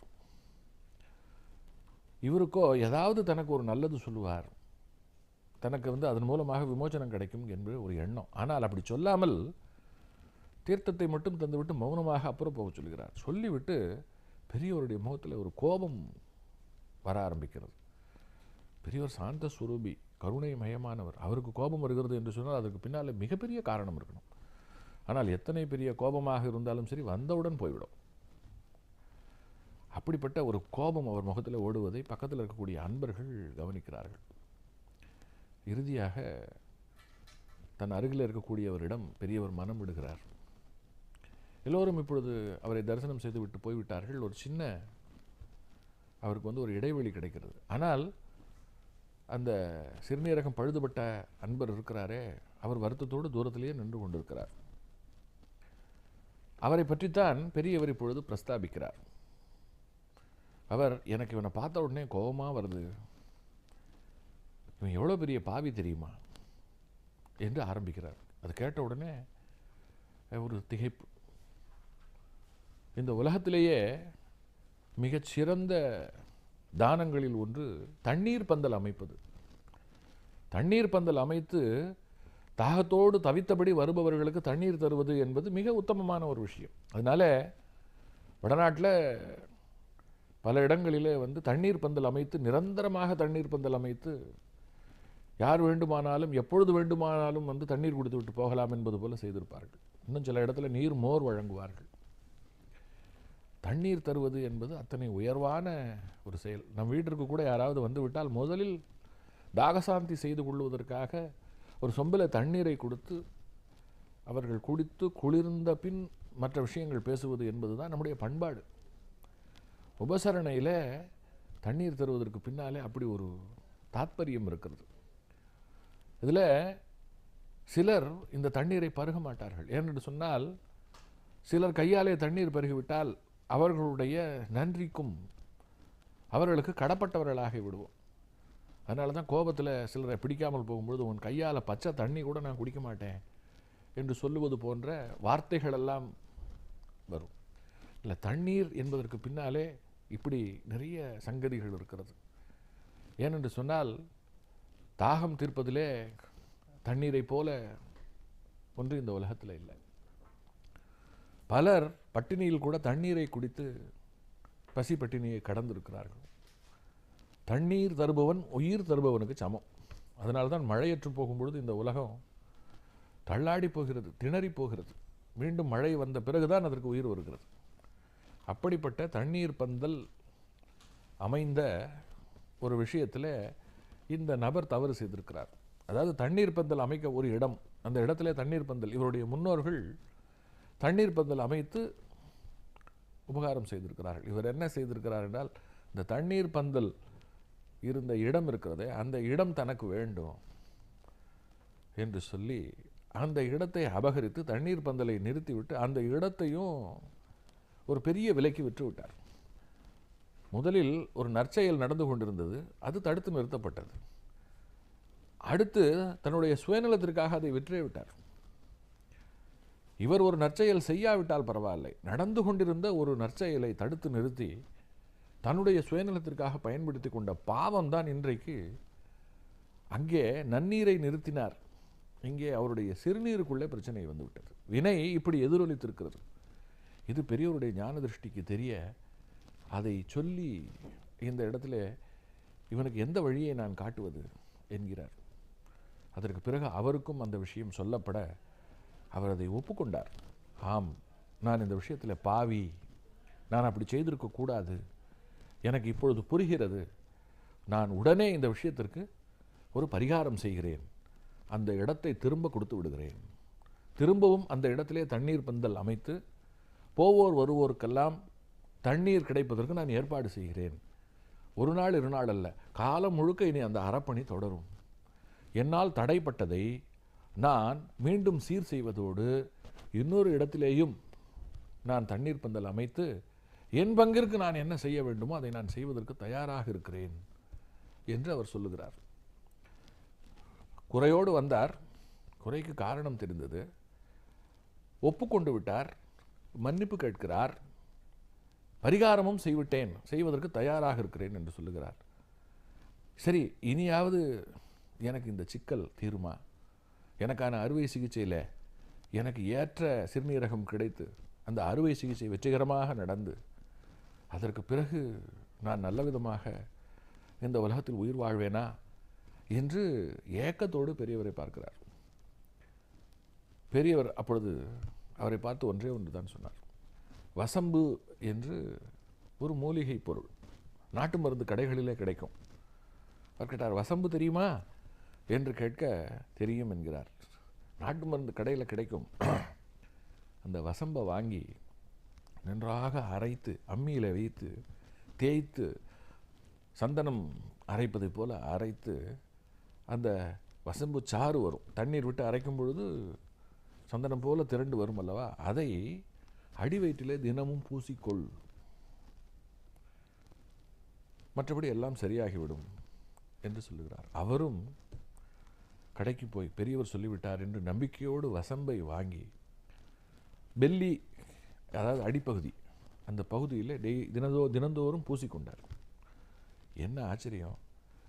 மாற்று சிறுநீரகம் பொருத்துவதற்கு அவசியமே இல்லாதபடி பழுதுபட்ட சிறுநீரகம் சரியாகி அவருடைய கோளாறும் நீங்கியது. ஒரு வசம்பு மருந்தாக மாறியது. இவருக்கு வசம்பு பொருந்தியது. எல்லோருக்கும், அதாவது சிறுநீரக பாதிப்பு வந்து அத்தனை பேருக்கும் இது பொருந்துமா என்றால் இது மருத்துவர்கள் மட்டும்தான் இதற்கு சொல்லணும். பெரியவர் இங்கே ஒரு அருளாசி நல்கி தன்னுடைய தவச்சக்தியாலே அவருக்கு ஒரு வழியை காட்டணும். ஏன்னா அவர் தவறை உணர்ந்து திருந்தி விட்டார். பரிகாரமும் நான் காண்கிறேன் என்று சொல்லிவிட்டார். அப்படிப்பட்டவருக்கு அவர் காட்டின ஒரு வழி, அது பெரியவரே இதை எதிர்பார்க்கல. அவருக்கு அது ஒரு ஆரோக்கியத்தை தரும், சிக்கல் இல்லாமல் அவர் வாழ்வதற்கு உதவி செய்யும். மற்றபடி அவர் ஆபரேஷன் செய்து கொண்டு குணமாகும் என்று பார்த்தால் ஆபரேஷனுக்கே அவசியம் இல்லாதபடி அது அவரை மீட்டெடுக்கும் என்று அவரும் நினைக்கவில்லை. பெரியவர் நினைத்தாரா நினைக்கவில்லையா என்பது நமக்கு தெரியாது. ஆனால் பெரியவருடைய வாழ்க்கையில் எவ்வளவோ அற்புதங்கள். அந்த அற்புதங்களில் இதுவும் ஒரு அற்புதம். அதே போல ஒரு முறை பெரியவரை சந்திக்க ஒருவர் வந்துவிட்டு புறப்படுகிறார். இது வடநாட்டில். அவர் புறப்பட்டு போகும் வழியில் ஒரு பெரிய காட்டுப்பகுதி. அந்த காட்டுப்பகுதியில் வழிப்பறி திருடர்கள் அதிகம். இந்த வழிப்பறி திருடர்கள் என்ன செய்வார்கள்னு சொன்னால், கையில் இருக்கிற அத்தனையையும் பிடுங்கி கொண்டு, போட்டிருக்கிற ஆடையை தவிர மற்ற எல்லாவற்றையும் பிடுங்கி கொண்டு அனுப்பிவிடக்கூடியவர்கள். அவர்களுக்கு துளி கூட கருணை கிடையாது. இது காலகாலமாக இங்கே நடந்து கொண்டிருக்கிறது. போலீஸார்களெல்லாம் அவரை எதுவுமே செய்ய முடியல. அந்த அளவுக்கு அவர்களுடைய ஆளுமை அந்த பகுதியில். அப்படிப்பட்ட வனப்பகுதியை கடந்து தான் அவர்கள் போகணும். வேகமாக பெரியவரை தரிசித்து விட்டு புறப்படுகின்ற அவரை கூப்பிட்டு பெரியவர் சொல்லுகிறார், பக்கத்தில் வெளியில் ரோடு போடுவதற்காக ஜல்லி கருங்கற்களை கொட்டி வைத்திருக்கிறார்கள். சொல்கிறார், போகும்போது ஒரு மூட்டையில் இந்த ஜல்லியை அள்ளி போட்டுன்னு போ என்று சொல்லுகிறார். இந்த கற்களை எடுத்துக்கொண்டு போய் நான் என்ன செய்ய போகிறேன், எதற்கு இதை சொல்லுகிறார் என்று அவருக்கு தெரியல. இருந்தாலும் பெரியவர் சொன்னால் பொருள் இருக்கும் என்று அந்த கருங்கற்களை ஒரு மூட்டையில் கட்டி ஜீப்பில் போட்டுக்கொண்டு போகிறார். போகிற வழியிலே வழிப்பறி நடக்கிறது. அத்தனை பேரையும் இறங்க சொல்லிவிட்டு பின்னாடி திறந்து பார்க்க கல் இருக்கக்கூடிய அந்த மூட்டை கட்டப்பட்டிருக்கிறது.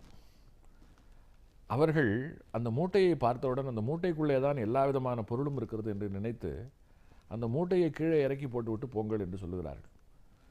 இவரும் அந்த மூட்டையை இறக்கி போட்டுவிட்டு தப்பித்தோம் பிழைத்தோம் என்று புறப்படுகிறார். நிச்சயமாக அவர் போன பிறகு இந்த மூட்டையை திறந்து பார்த்து அவன் ஏமாறப் போகிறான். ஆனால் வழியிலே இப்படி ஒரு உற்பாதம் நடக்கப் போகிறது என்பதை தெரிந்து அதிலே இருந்து இவர்கள் தப்பிக்க வேண்டும் என்று நினைத்து அதற்கு எளிய வழியை காட்டிய பெரியவரை நினைக்கும் பொழுது அந்த திரிகால பார்வை நமக்கு எத்தனை ஆச்சரியத்தை தருகிறது. இதை போன்ற ஆச்சரியங்கள் நமக்கு நிறைய இருக்கிறது. தொடர்ந்து சிந்திப்போம்.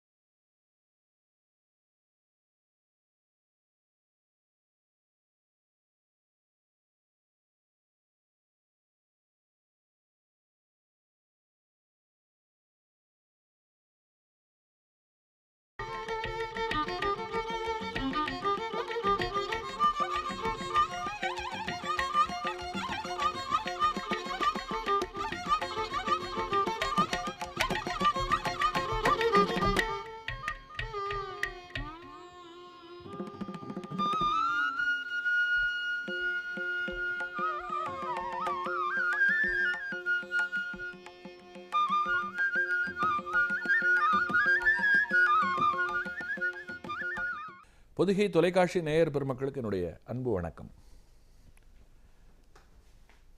காஞ்சியின் கருணைக்கடல் நிகழ்ச்சியிலே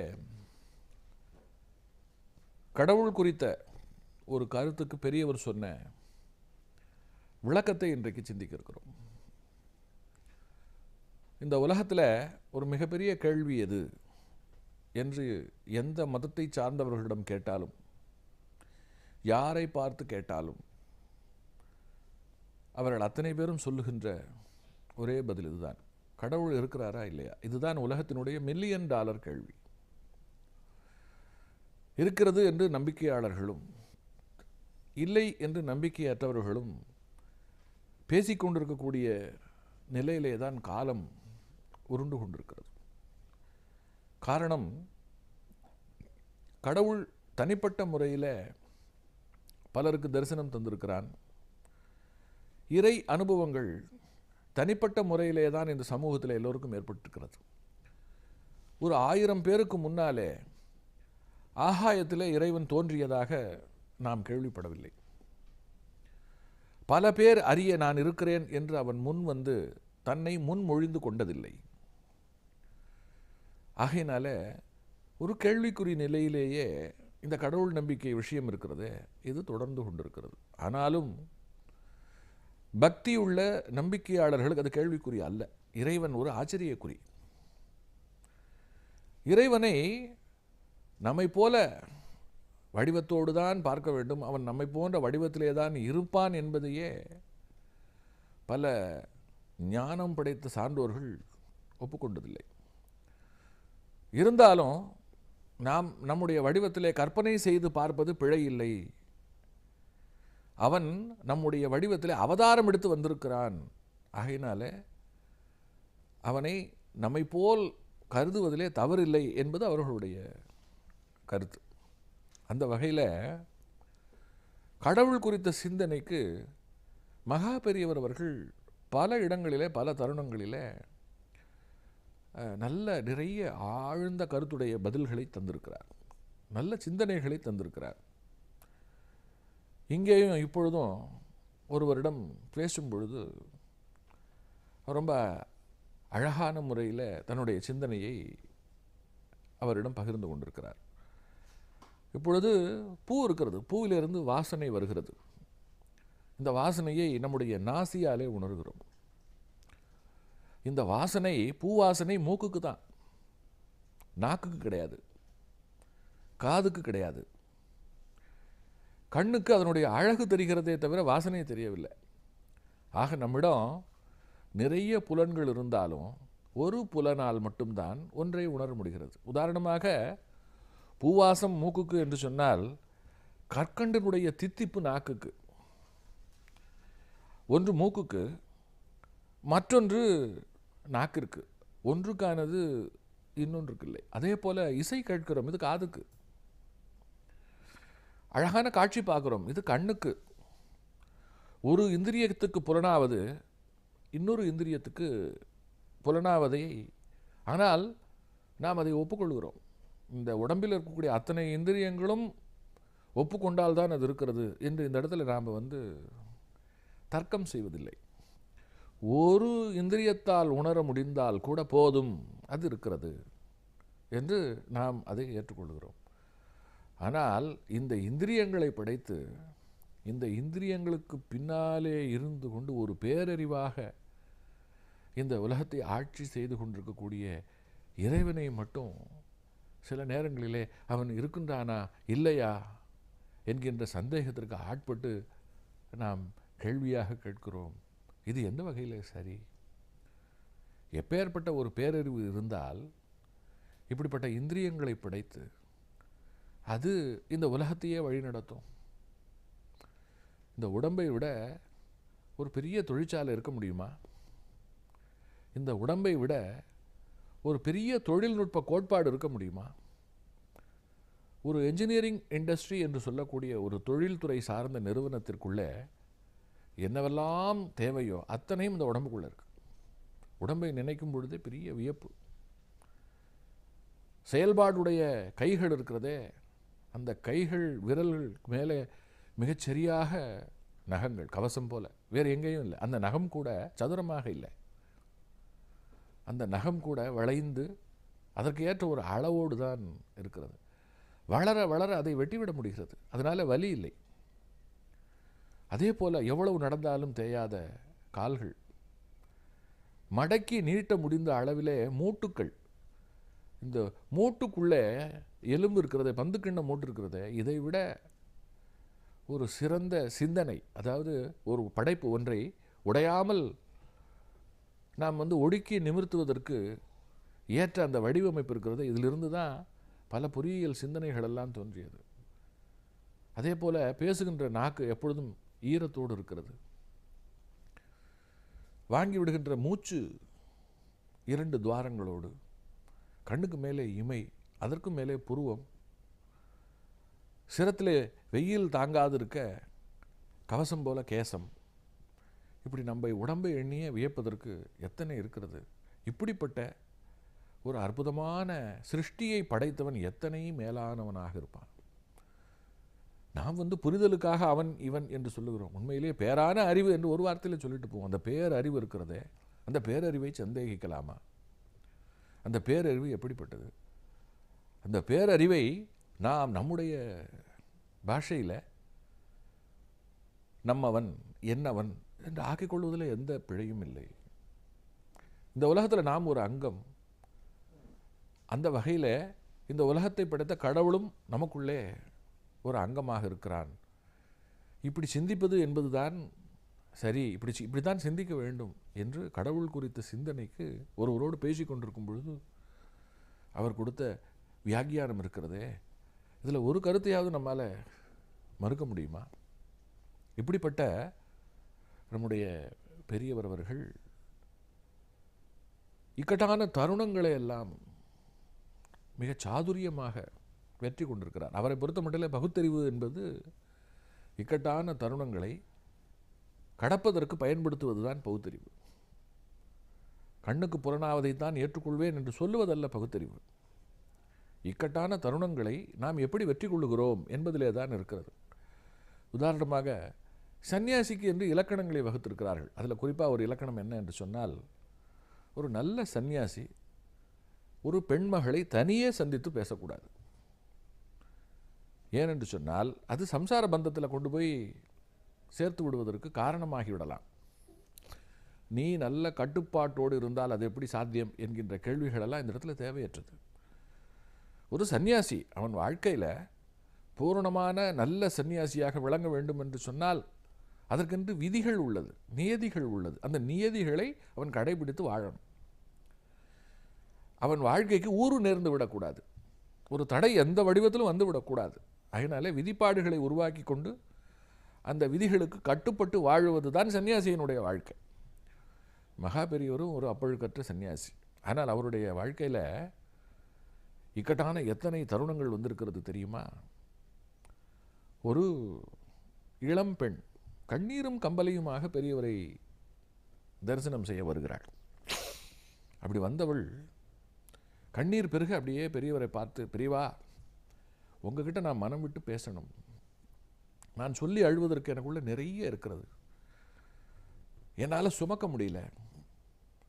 நான் கோவிலுக்கு போய் எத்தனையோ முறை கொட்டி அழுதுருக்கேன். ஆனாலும் என்னுடைய மனம் அடங்கவில்லை, என்னுடைய குறை நீங்கவில்லை, என்னுடைய பிரச்சனை தீரலை. நடமாடும் தெய்வமாக விளங்குகின்ற உங்களிடம் நான் சொல்லி அழுது நான் மனசாந்தி பெற விரும்புகிறேன். தயவுசெய்து உங்களுடைய காதுகளை எனக்காக கொடுங்கள், நான் சொல்லப்போவதை கேளுங்கள், எனக்கு நல்ல வழி காட்டுங்கள் அப்படின்னு அந்த அம்மா கதறி அழுகிறார்கள். இப்பொழுது அந்த பெண்ணிடம், ஆனால் சன்னியாசி, உங்களோட நான் தனியாரெல்லாம் பேசக்கூடாது, எனக்கு என்னுடைய சந்நியாசம் பெருசு என்று விதியை சொல்லி நழுவுவது சரியா, இல்லை நம்பி வந்து விட்டாள், அவள் என்ன சொல்லுகிறாள் என்று கேட்டு அவளுக்கு ஆறுதல் தருவோம் என்று சிந்திப்பது சரியா? பெரியவருக்கு விதியும் மீறக்கூடாது, அதே சமயம் அவளுடைய மனக்குறையையும் தீர்க்க வேண்டும். இந்த இரண்டுக்கும் நடுவில் என்ன செய்யலாம்? இங்கே தான் அவருடைய பகுத்தறிவு, அனுபவம் மிகுந்த பட்டறிவு இருக்கிறது. அது ஒரு அழகான வழியை காணுகிறது. பக்கத்தில் தன்னுடைய மடத்து சிப்பந்தியை கூப்பிட்டு, இங்கே காது கேளாதவர் யாராவது இருக்கிறாரா என்று பார்த்து, அப்படி இருந்தால் அவரை அழைத்து கொண்டு வா என்கிறார். அந்த சிப்பந்தியும் மடம் முழுக்க அலைந்து விட்டு, ஒரு வயதான பெரியவர், எவ்வளவு கத்தினாலும் அவர் காதில் விழாது.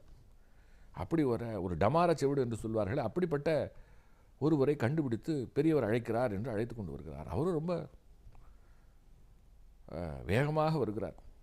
அப்படி வந்தவரை தன்னுடைய பக்கத்தில் இந்த பக்கமாக நிறுத்தி கொண்டு அதற்கு பிறகு அந்த பெண்ணை அழைத்து, இப்பொழுது நீ உன்னுடைய மனக்குமுறலை எல்லாம் என் முன் கொட்டு என்கிறார்.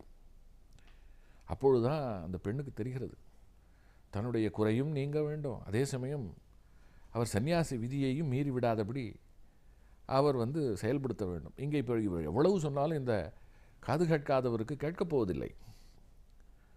அதனால் அவளும் ஒரு மனசாந்தியோடு தன் மனசில் இருக்கக்கூடிய அத்தனை குறைகளையும் பெரியவர் முன்னாலே கொட்டுகிறாள். அதையெல்லாம் காது கொடுத்து அமைதியாக கேட்டுக்கொண்டிருந்து விட்டு இறுதியாக அவளுக்கு ஒரு நல்ல வழியை, இப்படி செயல்படு, உன்னுடைய குறைகள் நீங்குவதற்காக நானும் அம்பாளை பிரார்த்தனை பண்ணுறேன், விரைவில் நீங்கிவிடும். இதெல்லாம் நாம் செய்த கர்மம், நாம் போட்ட குப்பையை நாம் தான் அகற்றணும், நாம் செய்த பாபத்தை நாம் தான் அனுபவித்து தீர்க்க வேண்டும். நாம் என்ன செய்கிறோமோ அதுதான் நமக்கு திரும்ப வருகிறது. அந்த வகையில் இதுக்கு என்னுடைய பங்கும் இதில் இருக்கிறது என்று எண்ணி வருகின்ற அந்த துயரத்தை எண்ணி கலங்காமல் அதை ஏற்றுக்கொண்டு விட்டால் அது சின்னதாகிடும், ஏற்றுக்கொள்ளாத போது அது பெரிதாகிறது என்று பலவாறு அந்த பெண்மணிக்கு ஆறுதல் சொல்லி, விரைவில் உன்னுடைய குறை நீங்கும் என்று அவளுக்கு பிரசாதம் கொடுத்து அனுப்புகிறார். இது அவருடைய வாழ்க்கையில் அன்பர்கள் கண்ட ஒரு தருணம். அதாவது ஒரு சிக்கல் என்று வரும்பொழுது சிந்தித்தால் அந்த சிக்கலிலே இருந்து விடுபடுவதற்கு எத்தனையோ வழிகள் இருக்கிறது. எடுத்தேன் கவிழ்த்தேன் என்று பேசாமல், எனக்கு ஒரு வழிதான் தெரியும், அந்த வழியில் தான் நான் போவேன் என்று அடம் பிடிக்காமல், வாழ்க்கை என்பது ஒரு முறை, அதில் நாம் எல்லோருக்கும் எந்த அளவிற்கு பயன்படுகிறோம் என்பதில்தான் நம்முடைய வெற்றி இருக்கிறது என்பதை இந்த உலகத்திற்கு உணர்த்துகின்ற விதமாக அவர் நடந்து கொண்ட அந்த விதம் அவருடைய வாழ்க்கையிலே பதிவாகி இருக்கக்கூடிய ஒரு அற்புதம். இந்த அற்புதங்களைப் போல பல அற்புதங்கள் அவருடைய வாழ்நாளிலே தினந்தோறும் நடந்து கொண்டே இருந்தது. அதைத்தான் இந்த நிகழ்ச்சியிலே நாள்தோறும் ஒவ்வொன்றாக சிந்தித்து கொண்டு வருகிறோம். நாளை இந்த அற்புதம் போன்றதோடு பல அரிய தெய்வீக சிந்தனைகளையும் சிந்திப்போம்.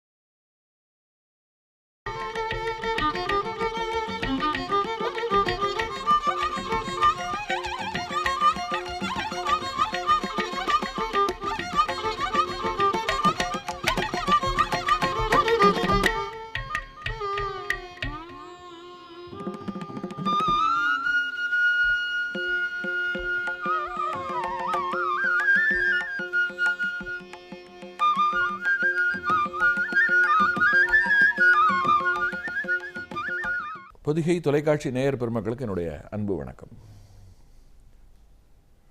கருணைக்கடல் நிகழ்ச்சியில் இன்றைக்கு கிருஷ்ண பரமாத்மா குறித்த மகாபெரியவருடைய கருத்துக்களை எல்லாம் சிந்திக்க இருக்கிறோம்.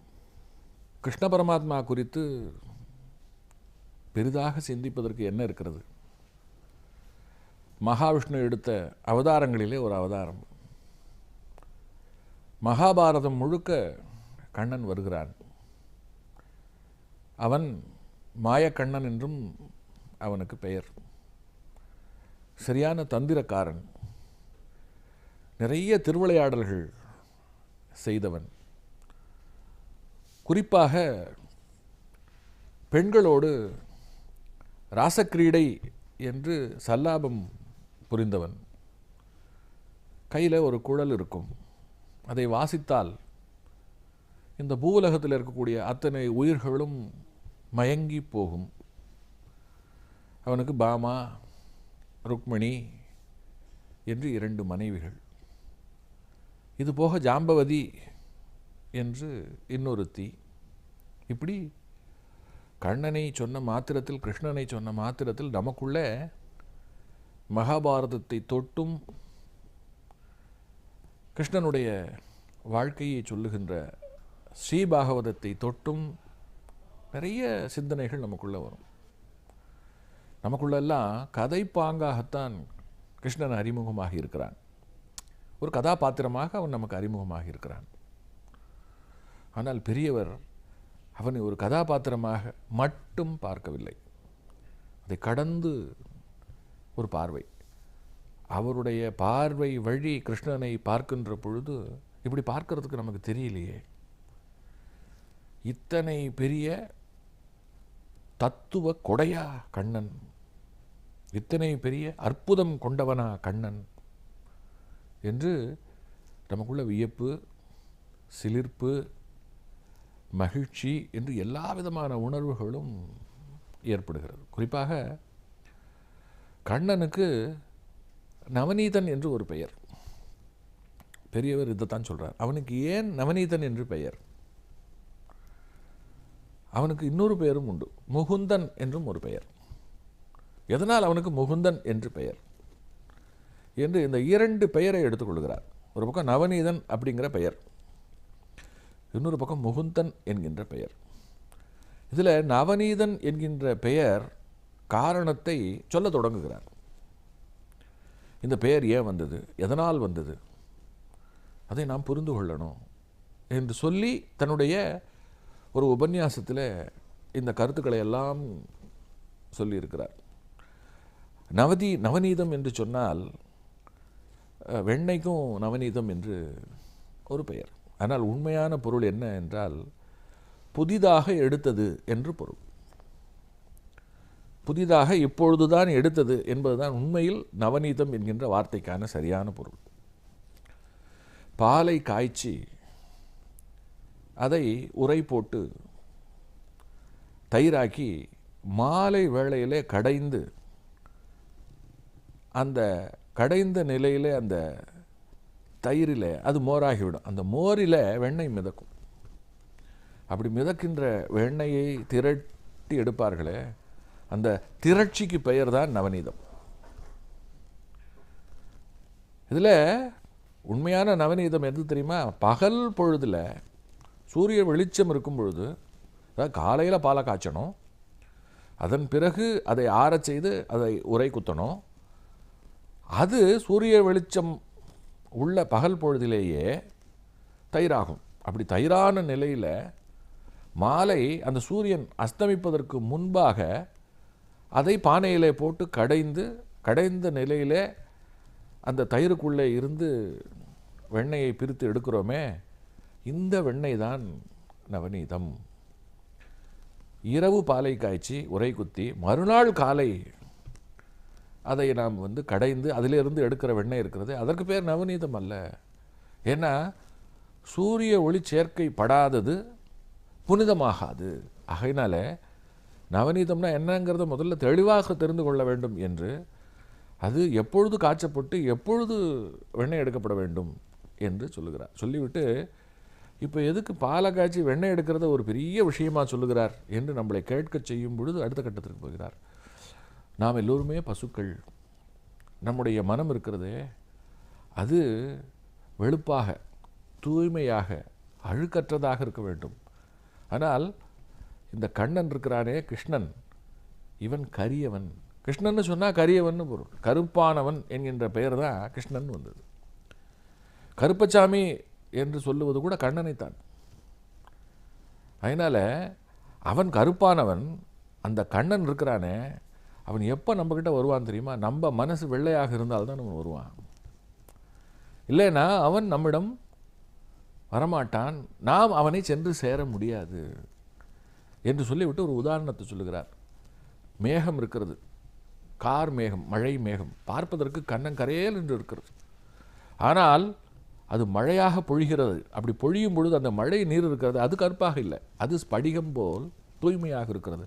கண்ணனும் அப்படித்தான். அவன் பார்ப்பதற்கு கரியவன், ஆனால் அவனுடைய அருள் இருக்கிறதே, அது ஸ்படிகம் போல் மிக தூய்மையானது, பவித்திரமானது, உன்னதமானது.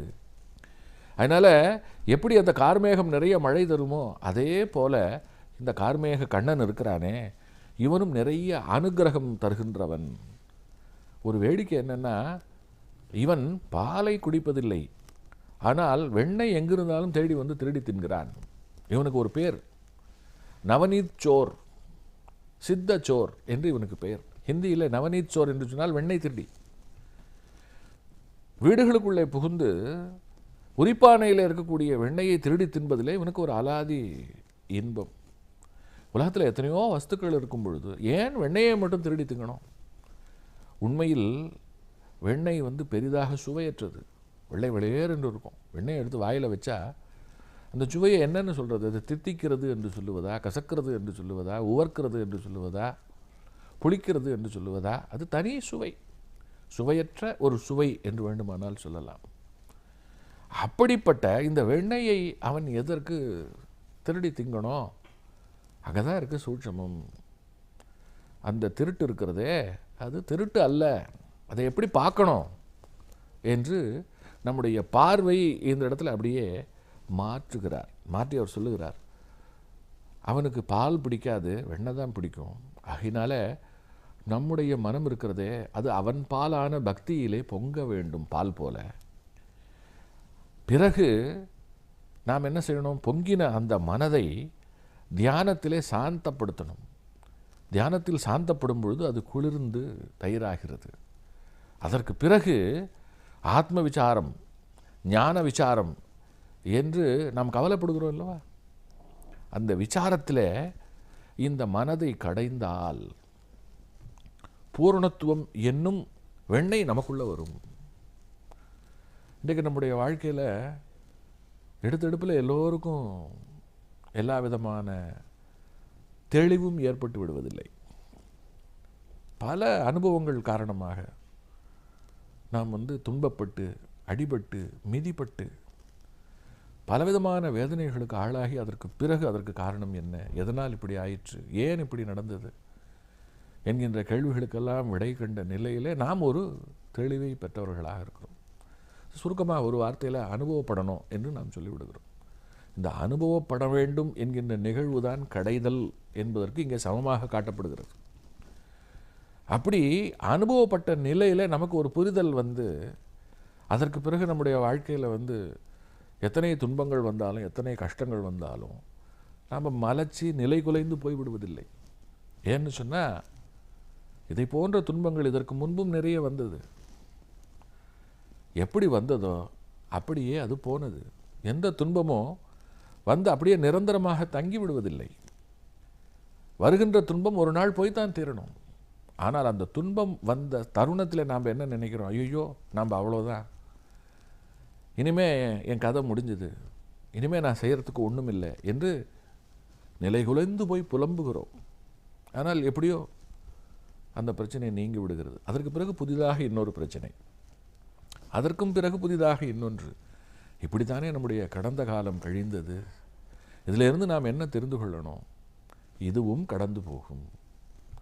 இப்படித்தான் வாழ்க்கை என்றால், எப்படி கடல் என்று இருந்தால் அலை என்று ஒன்று இருக்குமோ அதே போல் வாழ்க்கை என்று ஒன்று இருந்தால் அதில் ஏற்றத்தாழ்வுகள், சிக்கல்கள், மனவேற்றுமைகள், மாச்சரியங்கள் இவைகளெல்லாம் நிச்சயமாக இருக்கும். இருந்தால்தான் அது வாழ்க்கை. எப்படி இருக்கலாம் என்று கேட்பது பிழை. இருக்கட்டும், அது பாட்டு இருக்கட்டும் என்று அதை அப்படியே ஏற்றுக்கொள்வது என்பது தெளிவு. ஏற்றுக்கொண்ட நிலையில் அது தொடர்ந்து நம்மை பாதிக்காதபடி அதிலே இருந்து நாம் விலகி வெளியே வருவது என்பது தெளிவின் முடிவு. அதற்கு அடுத்து எப்பொழுது பார் இப்படித்தான் நடந்து கொண்டிருக்கிறது, இதுதானா வாழ்க்கை? இந்த வாழ்க்கைக்குத்தானா நாம் இத்தனை பாடுபடுகிறோம்? தினந்தோறும் பொழுது விடுகிறது, அதே பொழுது மாலையானால் முடிந்து விடுகிறது. தினந்தோறும் பசிக்கிறது, சாப்பிடுகிறோம், திரும்பவும் பசிக்கிறது. தினந்தோறும் அழுக்காகிறது, குளிக்கிறோம், திரும்பவும் அழுக்காகிறது.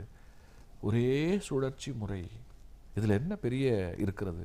இது என்ன வாழ்க்கை? இந்த விசாரம் இருக்கிறதே, இது ஒரு காரைக்கால் அம்மையாருக்கு வரப்போய் அவள் இறைவனை பார்த்து கேட்டாள், இறைவா போதும் இந்த வாழ்க்கை, எனக்கு வந்து திரும்ப பிறக்கக்கூடாது, மீண்டும் பிறவாமை வேண்டும். அப்படி ஒரு வேளை என் கர்மத்தின் காரணமாக நான் பிறக்க நேர்ந்து விட்டால் நான் அதிலிருந்து தப்பிக்கிறதுக்கு எனக்கு இருக்கிற ஒரே வழி என்ன தெரியுமா? உன்னை எப்பொழுதும் நினைத்து கொண்டிருப்பது. அப்படி நினைத்து கொண்டிருந்தால் நான் வந்து அதிலிருந்து தப்பித்து விடுவேன். ஆகையினால எனக்கு மீண்டும் பிறவாமை வேண்டும், பிறந்து விட்டால் உன்னை மறவாமை வேண்டும் அப்படின்னு கேட்டாலும். இது ஞான தெளிவு. இந்த ஞான தெளிவு, இந்த அறிவு தெளிவு, இதெல்லாம் கடைதலால் ஏற்பட்டு நமக்குள்ள ஒரு பூரணத்துவம் வருகிறது பாருங்கள். அந்த பூரணத்துவம் தான் வெண்ணெய். இந்த வெண்ணெயை நாம் கண்ணனுக்கு அர்ப்பணம் பண்ண வேண்டிய அவசியம் இல்லை. ஒரு பூ இருக்கிறது, அந்த பூவில் இருக்கக்கூடிய வாசம், அந்த பூவில் இருக்கக்கூடிய தேனை தேடி எப்படி வண்டு வருகிறது, அதே போல பூரணத்துவம் என்கின்ற ஒரு நிலையை அடைந்து விட்டவனை நோக்கி கண்ணன் தானாக வருகிறான். வந்து அவன் நம்மை ஆட்கொள்ளுகிறான். நாம் அவனை அழைத்து என்னை நீ ஏற்றுக்கொள் என்று சொல்ல வேண்டிய அவசியம் கூட இல்லை. அவன் அந்த அளவிற்கு நமக்கு வந்து துணை செய்கின்றவனாக நமக்கு இருக்கிறான் என்று சொல்லி, கண்ணன் யார்? அந்த வெண்ணெய் திருடுவது என்பது எதன் பொருட்டு? அதை நம்முடைய வாழ்க்கையில் நம்முடைய மனதோடு அவர் எப்படி பொருத்தி உதாரணம் காட்டுகிறார்.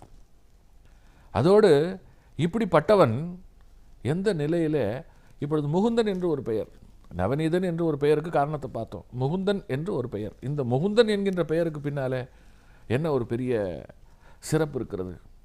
இதை எப்படி பார்க்கணும்? இதற்கு பின்னாலும் நாம் சிந்திப்பதற்கு ஒரு நீண்ட நெடிய விளக்கம் இருக்கிறது. அது என்ன? நாளை சிந்திப்போம்.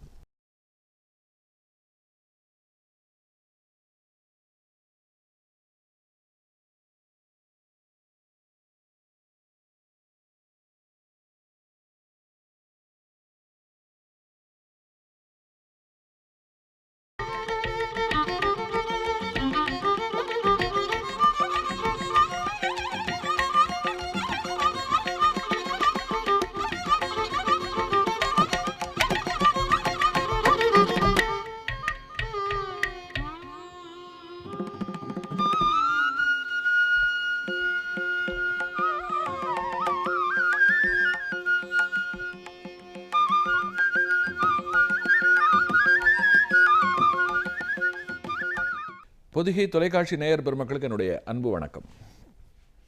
காஞ்சியின் கருணைக்கடல் நிகழ்ச்சியிலே கண்ணன் என்றும் கிருஷ்ணன் என்றும் கேசவன் என்றும் போற்றப்படுகின்ற கிருஷ்ண பரமாத்மா குறித்த சிந்தனைகளிலே இருக்கிறோம்.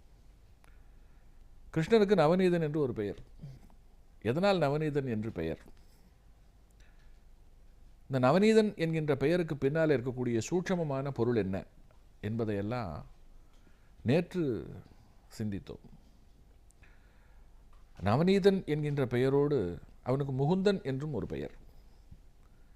இந்த முகுந்தன் என்கின்ற பெயருக்கு காரணம் என்ன? இதையும் பெரியவர் அவர்கள் ரொம்ப அற்புதமாக விளக்கியிருக்கிறார். பெரியவருடைய தெய்வத்தின் குரல் வாயிலாக நான் தெரிந்து கொண்டிருக்கக்கூடிய அரிய செய்திகள் ஆயிரம். அதில் பல செய்திகள் எனக்குள்ளே சிலிர்ப்பு என்கின்ற தன்மையை எல்லாம் கடந்து என்னை வெகு நேரம் அதை பற்றியே சிந்திக்க வைத்திருக்கிறது. அதாவது அதனுடைய ஆழம், அடுத்து அதனுடைய கோணம். அப்படித்தான் கிருஷ்ணனை பற்றிய பெரியவருடைய பார்வை. கிருஷ்ணனை நாம் எப்படி பார்க்கிறோம்? இது ஒரு கோணம், நம்முடைய பார்வை ஒரு கோணம், பாரதம் காட்டுகின்ற கோணம். அதே கிருஷ்ணனை பெரியவர் பார்க்கின்ற அந்த பார்வை, பார்த்த அந்த பார்வை, அதற்கு அவர் தந்த விளக்கங்கள் இருக்கிறத, அதுதான் உன்னதம். அது ஒரு அற்புதம். பொதுவாக கிருஷ்ணனை நினைக்கும் பொழுது அந்த பாலகிருஷ்ணனாக அவன் செய்த சேட்டைகள், கோபியர்களுடைய ஆயர்பாடியில் எல்லோருடைய வீடுகளுக்குள்ளேயும் புகுந்து அவன் வெண்ணெய் திருடி தின்றது, இதெல்லாம் நம்முடைய நினைவுக்கு வரும். சின்ன குழந்தையினுடைய ஒரு விளையாட்டு செயல் போல நமக்கு தெரிகின்ற இந்த விஷயம் உண்மையில் விளையாட்டல்ல, வாழ்க்கையினுடைய ஒரு அற்புதமான தத்துவம். இந்த தத்துவத்தை தத்துவமாக எழுதி வைத்திருந்தால் கூட ஒரு காலத்தில் அந்த தத்துவம் புரியாத நிலையிலே தொலைந்து போயிருக்கும், அல்லது அந்த தத்துவம் பிறரால் மாற்றப்பட்டிருக்கும். ஆனால் ஒரு குழந்தை விளையாட்டு போல சொல்லிவிட்டு போனதினால்தான் இன்றளவும் அது மாறாமல் பாதுகாக்கப்படுகிறதோ என்று நினைக்க தோன்றுகிறது. கண்ணன் வெண்ணையை திருடுவது என்பது நம்முடைய உள்ளத்தை திருடுவதற்கு ஓமானமாக காட்டப்படுகிறது. வெண்ணெய் தண்ணீரில் மிதக்கும், ஆனால் வெண்ணெய் பிறக்க காரணமான பால் இருக்கிறதே, அந்த பால் தண்ணீரோடு இலகுவாக கலந்து விடும். அப்படி கலந்து விடுகிற பாலிலே இருந்து பிரிந்து வந்த வெண்ணெய் இருக்கிறதே, அது எந்த நிலையிலும் தண்ணீரோடு கலப்பதில்லை, மிதக்கிறது. நம்முடைய வாழ்க்கையும் பால் போல். நாமும் இந்த உலகத்தினுடைய எல்லா விதமான பந்தங்களோடும் வேகமாக கலந்து விடுகிறோம், ஏற்றுக்கொண்டு விடுகிறோம், எல்லா வண்ணங்களையும் ஏற்றுக்கொண்டு விடுகிறோம். ஆனால் அனுபவம் என்னும் பாட்டிற்கு ஆளாகி எப்படி பால் காய்ச்சப்பட்டு உரை குத்தப்பட்டு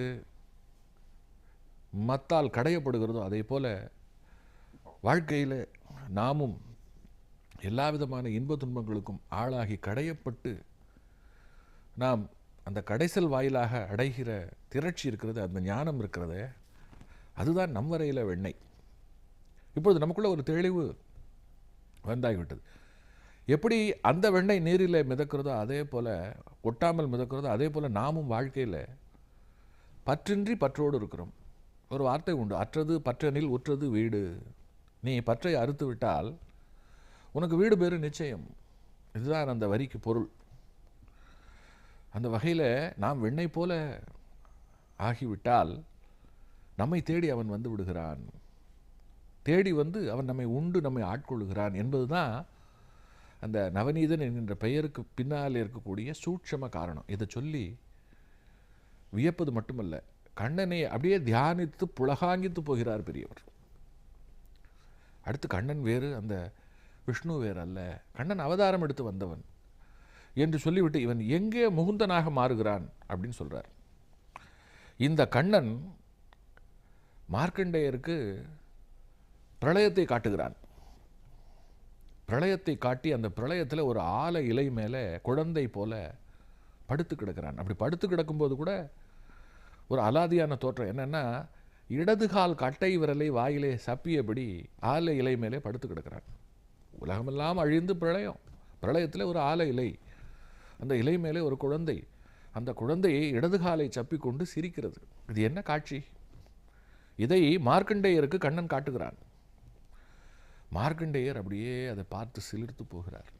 அதாவது சர்வமும் நான், இந்த உலகம், இந்த உலகின் சலனம், இந்த பிரளயம் எல்லாம் நான், எல்லாம் என்னுள் அடக்கம், எல்லாம் என்னுள் ஒடுக்கம், அதில் நீ என்று எல்லாம் வந்துவிடுகிறது. எல்லாம் மாயை சார்ந்தது. இந்த மாயையை நான் எனக்குள்ளே கொண்டிருக்கிறேன் என்று சொல்லாமல் சொல்லுவதுதான் அந்த பிரளய காட்சி. அந்த காட்சியை சொல்லி அதில் ஒரு கேள்வி கேட்கிறார். இந்த காட்சியில் இடதுகால் கட்டை விரலை ஏன் சூப்ப வேண்டும்? இன்றைக்கு பல குழந்தைகள் பிறந்த மாத்திரத்தில் விரல் சூப்பும் பழக்கம் கொண்டிருக்கும். கட்டை விரலை வாயில் வைத்துக்கொண்டு குழந்தைகள் விரல் சூப்புவார்கள். தாய்மார்கள் காலப்போக்கில் அதை எடுத்து விட்டு விடுவார்கள். இது எதனால்? இதற்கு உளவியல் ரீதியாக இன்றைக்கு மருத்துவர்கள் என்னென்னமோ காரணம் சொல்லுகிறார்கள். ஆனால் பெரியவர் இங்கே நம்முடைய பூர்வ புராணத்தை வைத்து அழகாக ஒரு காரணத்தை சொல்லுகிறார். ராமனுடைய சூரிய வம்சத்தில் மாம்தாதா என்று ஒரு அரசன், ராமனுடைய வம்சாவழியில் அவனுக்கு முன்னாலே, அதாவது அவனுடைய கொள்ளுத்தாத்தாவிற்கு தாத்தா என்று சொல்லலாம். இந்த மாம்தாதா தாய் இன்றி தந்தை மூலமாக மட்டும், அதாவது அயோனியாக பிறந்தவன். நாமெல்லாம் தாய் தந்தையருக்கு பிறந்த அயோனிகள். அந்த காலத்தில் யோகத்தில் பிள்ளை பெறும் வழி இருந்தது. பாரதத்தில் இருக்கக்கூடிய பஞ்சபாண்டவர்கள் அப்படி யோக வழி பிறந்தவர்கள் தான். திரௌபதி யாகத்தீயிலே பிறந்தவள். 12 ஆழ்வார் பெருமக்களிலே முதல் 3 ஆழ்வார்கள் அயோனிகள். ஏன்? ஆண்டாளே அயோனிதான். அவள் நிலத்திலே கிடந்தவள். அயோனி என்று சொன்னால் தாய் சம்பந்தம் இல்லாமல் தோன்றியவர்கள். ஒன்று தானாக தோன்றியிருக்க வேண்டும், அல்லது தந்தை வழி தியானத்தில் யோக வழி தோன்றியிருக்க வேண்டும். அது எப்படி சாத்தியம்? யோகத்தினால கருத்தரிக்க முடியுமா? யோகத்தினாலே பிள்ளை பெற முடியுமா என்றால் அந்த காலத்தில் இருந்திருக்கிறது. ஒருவேளை இனி வரும் காலத்தில் அது சாத்தியமாகலாம். இன்றைக்கு விஞ்ஞானம் நிறைய அற்புதங்களை செய்து கொண்டிருக்கிறது. இந்த அற்புதங்கள் எல்லாம் நம்முடைய புராணத்தில் ஏதோ ஒரு இடத்துல, ஏதோ ஒரு வடிவத்தில் இருந்து கொண்டிருக்கிறது. இல்லாத ஒன்றை சிந்திக்க முடியாது, இல்லாத ஒன்றை கண்டறிய முடியாது என்று சொல்லுவார்கள். அந்த வகையில் இருப்பதைத்தான் சிந்திக்க முடியும். ஆக என்றோ இருந்தது இன்றைக்கு அறியப்படுகிறது. அந்த வகையில் இந்த யோக கர்ப்பம் என்பது கூட எதிர்காலத்தில் நமக்கு அது எப்படி என்பது ஒருவேளை தெரிய வரலாம். ஒருவேளை அது கற்பனை என்றால் கற்பனை என்று ஒரு பக்கம் இருக்கட்டும். இங்கே அப்படி பிறந்த அந்த மாம்தாதா என்கின்ற அரசர் இருக்கிறாரே, அவர் தாய் வழி பிறக்காத காரணத்தினாலே அவருக்கு தாய்ப்பால் குடிப்பதற்கு வழி இல்லையா. அப்படி தாய்ப்பால் குடிப்பதற்கு வழி இல்லாத நிலையில் அவரை பார்த்து இந்திரன் என்ன செய்கிறான்? அவருடைய கட்டை விரலை, அந்த குழந்தையினுடைய கட்டை விரலை எடுத்து வாயிலை வைத்து அந்த குழந்தை அந்த வாயிலை குழந்தை சப்புகிறது. நம்முடைய உடம்பில் இந்திரனுடைய பாகம் கைகள். அந்த வகையில் இந்திரன் அமிர்தம் உண்ட தேவர்களின் தலைவன். அதனால் இந்த கைக்கு அமிர்த குணம் உண்டு. அதிலும் இடது பாகம் இருக்கிறது. இடது பாகத்தில் அமிர்த நாடி இருக்கிறது. இந்த அமிர்த நாடி கட்டை விரல் வழியாக துடிக்கிறது. வாயிலே சப்பும் பொழுது அந்த அமிர்த குணம் இருக்கிறதே, அது எச்சிலில் ஊறி கலந்து தாய்ப்பாலுக்கு இணையாக அது வேலை செய்கிறது என்று ஒரு கருத்து. அதனால் தாய்ப்பால் தர இயலவில்லை என்கின்ற காரணத்தினாலே இந்திரன் இப்படி செய்தானா. இந்த கட்டை விரலை சூப்புவது என்கின்ற பழக்கத்திற்கு பின்னாலே இப்படி ஒரு விஷயம் இருப்பதை பெரியவர் அவர்கள் சுட்டிக்காட்டுகிறார். புராணத்தில் அவர் பார்த்திருக்கிறார், படித்திருக்கிறார். அதை தான் இங்கே எடுத்து சொல்லுகிறார். இங்கே நம்முடைய உடம்பில் கையிலே இந்திரன் இருக்கிறான், அதன் காரணமாக அமிர்த நாடி அமிர்த குணம், ரைட். ஆனால் இறைவன் இங்கே ஆலை இலை மேலே இடதுகால் கட்டை விரலை சூப்புவதன் காரணம் என்ன என்றால், மானுடர்களுக்கு கையில் மட்டும் வேண்டுமானால் அமிர்த தன்மை இருக்கலாம். நான் தலையிலே இருந்து கால் வரை அமிர்தமானவன். இதை எப்படி சொல்லுவது? அதனால் அதுலேயும் இடதுகால், அந்த இடதுகாலை அவன் சூப்பி கொண்டிருக்கிறான். இதன் மூலமாக நான் உச்சந்தலையில இருந்து பாதம் வரை அமிர்தமானதாக இருக்கிறேன் என்று சொல்லாமல் சொல்லுகிறான். இதே இடது காலைத்தான் சிதம்பரத்திலே நடராஜர் தூக்கி ஆடிக்கொண்டிருக்கிறார் என்று இடது காலை தொட்டு இருவரையும் சிந்திக்கிறார் பெரியவர். சொல்லிவிட்டு இந்த சூப்பல் இருக்கிறதே அதற்கு பின்னாலே ஒரு அமிர்த தன்மை இருப்பதை சுட்டி காட்டி, இப்படிப்பட்ட என்னை சரணடைந்தவர்களை நான் சொர்க்கத்தில் கொண்டு சேர்க்கிறேன், அவர்களுக்கு முக்தியை தருகிறேன், முக்தியை தருவதனாலே நான் முகுந்தன். முகுந்தன் என்று சொன்னால் அதற்கு பெயர் முக்தி அளிப்பவன் என்று ஒரு அற்புதமான விளக்கம். இதில் இந்த கை சூப்புவதற்கு பின்னால் இப்படியெல்லாம் ஒரு விஷயம் இருக்கும் அப்படின்னு யாருமே நினைத்து பார்த்துருக்க முடியாது. அதில் இன்னொரு நுட்பம் என்னென்னா, இந்த கைகளுக்கு பின்னாலே இருக்கக்கூடிய இந்த அமிர்த குணம் இருக்கிறது, இது உடம்பில் இந்த அமிர்த நாடியை துடிக்க செய்து, இந்த அமிர்தத்தன்மையை கொண்டு ஒருவர் உணவே இல்லாமல் எத்தனை காலம் வேண்டுமானாலும் இருக்கலாம். இன்றைக்கு பல ரிஷிகள் உட்கார்ந்த இடத்தை விட்டு எழுந்திருக்காமல் பல வருடங்கள் தவம் செய்ததாக நம்ம புராணத்தில் படித்திருக்கோம். எப்படி இவர்கள் உடம்பில் உயிர் ஒட்டி இருந்தது, எப்படி இவர்களால் உண்ணாமல் தவம் செய்ய முடிந்தது என்கின்ற கேள்விக்கு இங்கே விடை இருக்கிறது. இவர்கள் இந்த அமிர்த நாடியை மட்டும் துடிக்க செய்யக்கூடிய ஒரு யோக பயிற்சியை பெற்று அதன் காரணமாக இவர்கள் தங்கள் உடம்பில் இந்த அமிர்த குணம் இருக்கிறதே அது செயல்படும்படியாக செய்து இவர்கள் யோக மார்க்கத்தில் பசியை வென்று இந்த உலகத்தை வென்றவர்களாக இவர்கள் தவம் செய்தவர்களாக திகழ்ந்தார்கள் என்று இந்த விரல் சூப்புகின்ற விஷயத்தை தொட்டு அடுக்கடுக்காக பல சங்கதிகளை சொல்லுகிறார். இவைகளை அத்தனைக்கும் அடிப்படையாக அவர் சிந்தித்தது கிருஷ்ணனை, கிருஷ்ணனுடைய பெயரான நவநீதனை. நவநீதன் என்கின்ற பெயரை தொட்டு முகுந்தன் என்கின்ற பெயருக்கு வந்து இரண்டுக்குமான பெயர் காரணத்தை சொல்லி அந்த பெயர் காரணத்தை நம்முடைய வாழ்வியலோடு பொருத்தி, அப்படி வாழ்வியலோடு பொருத்திய மாத்திரத்தில் அதற்கு பின்புலத்தில் இருக்கக்கூடிய துணை கதைகள் கிளை கதைகளை எல்லாம் எடுத்து சொல்லி ஒரு பலவிதமான பூக்களை கொண்டு ஒரு மாலை தொடுத்து இறைவனுக்கு சாற்றியதைப் போல பலவிதமான கருத்துக்களை தொகுத்து அவர் ஆற்றிய அந்த உரை இருக்கிறதே, அது அப்படியே நம்மளை கிறுகிறுக்க வைக்கிறது. நான் கூட இந்த நிகழ்ச்சியில் 10 நிமிஷத்துக்குள்ளே எல்லா விஷயத்தையும் சொல்ல வேண்டும் என்று சுருக்கமாக சொல்லியிருக்கிறேன். மிக விஸ்தாரமாக இதை போன்ற பல அரிய சங்கதிகளை செய்திகளை அவர் தன் வாழ்நாளெல்லாம் பேசியிருக்கிறார், இன்னமும் பேச இருக்கிறார். தொடர்ந்து சிந்திப்போம்.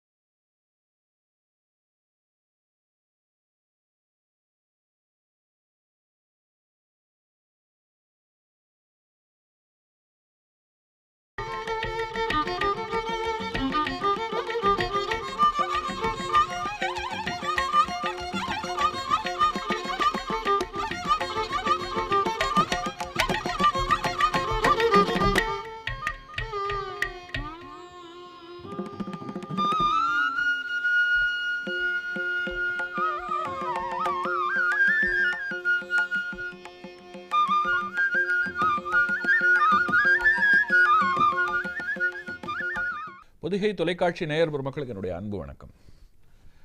காஞ்சியின் கருணைக்கடல் நிகழ்ச்சியிலே ஒவ்வொரு நாளும் கருணை மிகுந்த காஞ்சி மகானுடைய கருத்துக்களை மிக நுட்பமாகவும் அதே சமயம் மிகுந்த பக்தியோடும் சிந்தித்து கொண்டிருக்கிறோம். அந்த வகையில் கிட்டத்தட்ட 160 எபிசோடுகளை கடந்து இந்த நிகழ்ச்சி மிக வெற்றிகரமாக சென்று கொண்டிருக்கிறது.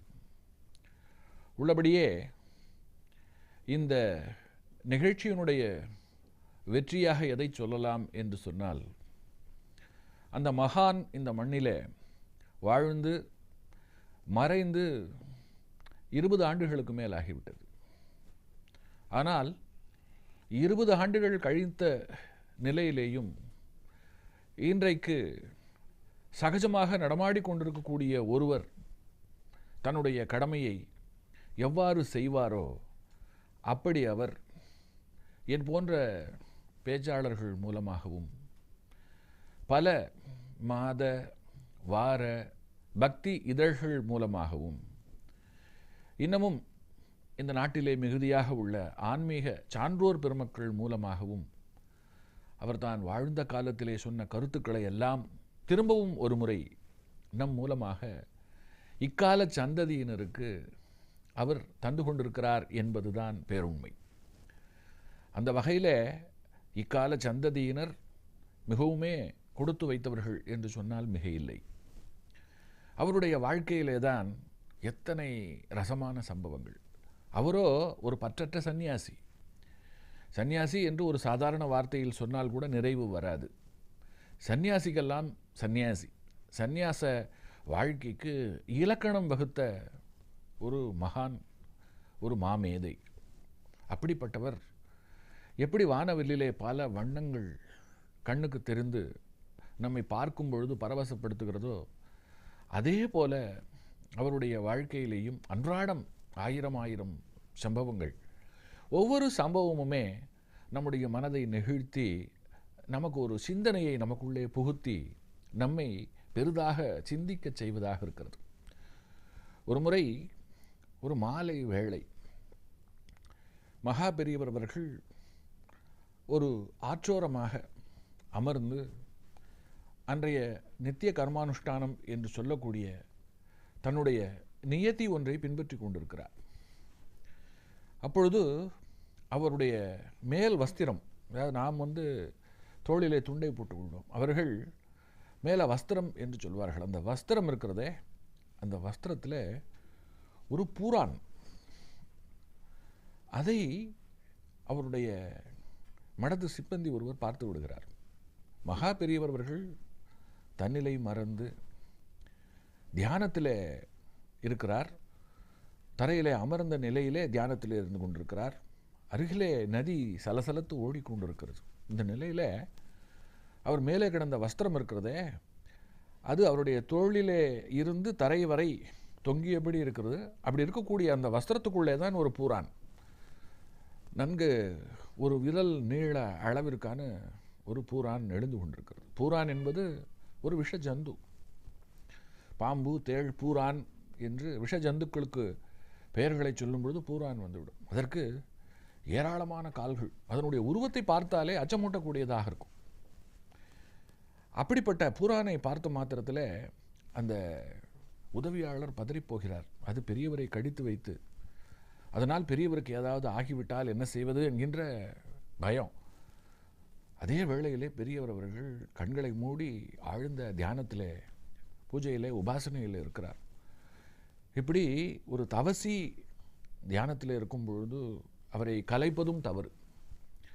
ஒரு பக்கம் அவர் தியானத்தில் இருக்கிறார், இன்னொரு பக்கம் அந்த அவருடைய மேல் வஸ்திரத்தில் அந்த பூரான் இருக்கிறது, அது அப்படியே நெளிந்து மெல்ல மேலேறி கொண்டிருக்கிறது. என்ன ஆகப் போகிறதோ தெரியாது. இப்படி ஒரு சூழல். பக்கத்தில் இந்த சிப்பந்தி மட்டும்தான் இருக்கிறார், பெரிதாக கூட்டம் இல்லை. எல்லோரும் அவரவர்கள் வேலையை பார்த்து கொண்டிருக்கிறார்கள். அப்படி ஒரு அமைப்பு. இது அவருடைய வாழ்நாளிலே எந்த வருடத்திலே எந்த இடத்துல என்று தெரியவில்லை. ஆனால் இந்த சம்பவம் இருக்கிறது, இது நடந்த ஒரு உண்மை. இதன் மூலமாக நாம் தெரிந்து கொள்ளப் போகின்ற ஒரு பிரத்யட்சமான பேருண்மை ஒன்றும் இதற்கு பின்னால் இருக்கிறது. இப்பொழுது அந்த சிப்பந்திக்கு தாங்க முடியவில்லை.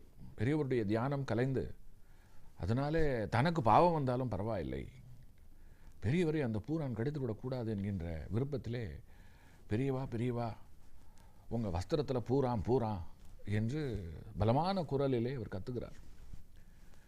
பெரியவருடைய தியானமும் மெல்ல கலைகிறது.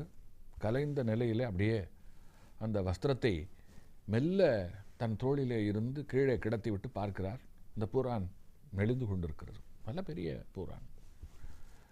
உடனே பொதுவாக நம்முடைய வீடுகளிலே இதை போன்ற விஷ ஜந்துக்களை பார்த்தால் மறு வினாடி வீட்டிலே கிடக்கக்கூடிய ஏதாவது ஒரு ஆயுதத்தை, குறிப்பாக விளக்கமாறு அல்லது செருப்பு, இப்படி எதையாவது எடுத்துக்கொண்டு வந்து ஓங்கி அடித்து அதை கொன்று குவித்து விட்டு தான் நாம் மறுவேளை பார்ப்போம்.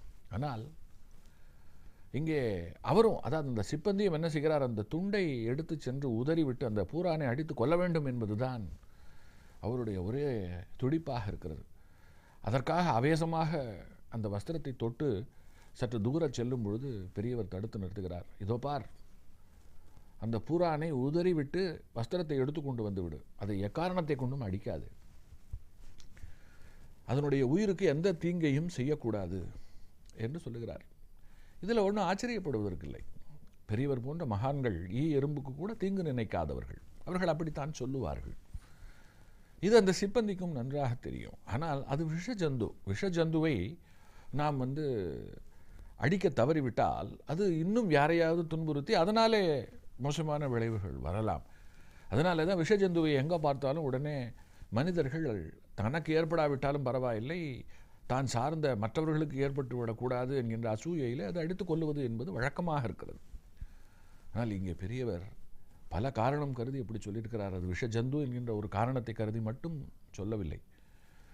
இவர் இவ்வளவு சொன்ன பிறகு அதை அடிப்பதற்கு சிப்பந்திக்கு தைரியம் வருமா? அதனால் சிப்பந்தியும் விட்டு விடுகிறார். விட்டு வந்த உடனே அந்த சிப்பந்தி கேட்கிறார், பெரியவா, அது உங்களை கடிச்சிருக்கோம், அது கடித்தா அவங்க தோலெல்லாம் தடித்து போய் நீங்கள் அதனுடைய விஷத்தால் மிக சிரமப்பட்டிருப்பீர்கள். நல்ல வேளை நான் பார்த்து விட்டேன். நான் குரல் கொடுக்க போய் அது உங்களுடைய வஸ்திரத்தில் ஏறப்போய் உங்களுடைய கருணையாலே அதுவும் பிழைத்து விட்டது.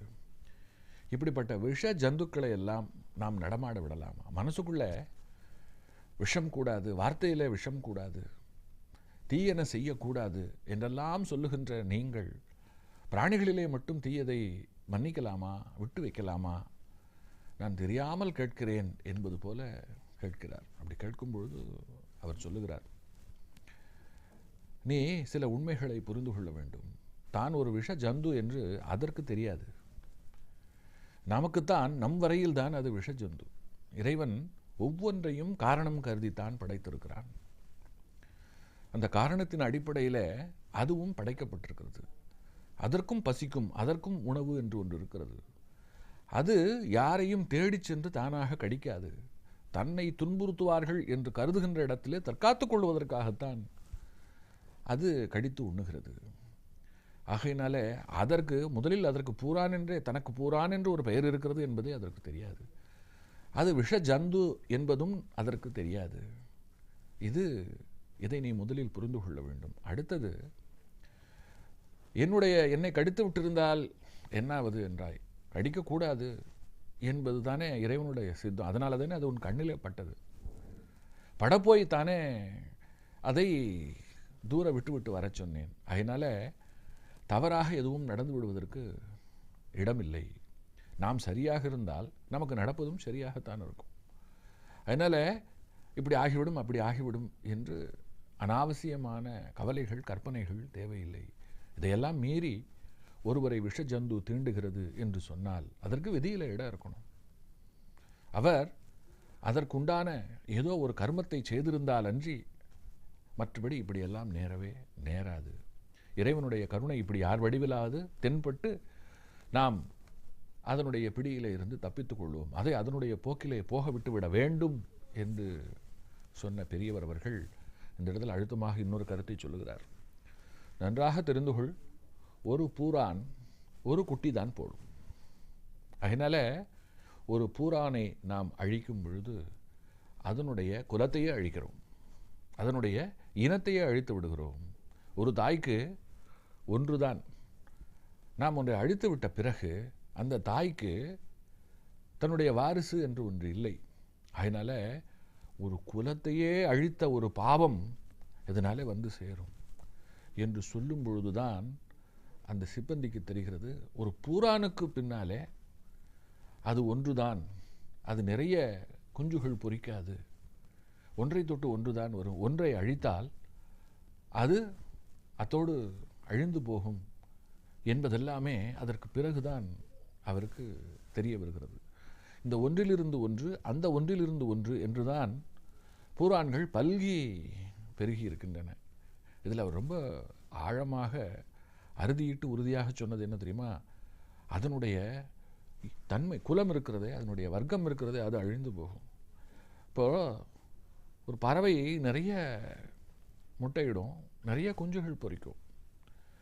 ஒன்று போனாலும் மற்றொன்று இருந்து அதை சரி நேர் செய்துவிடும்.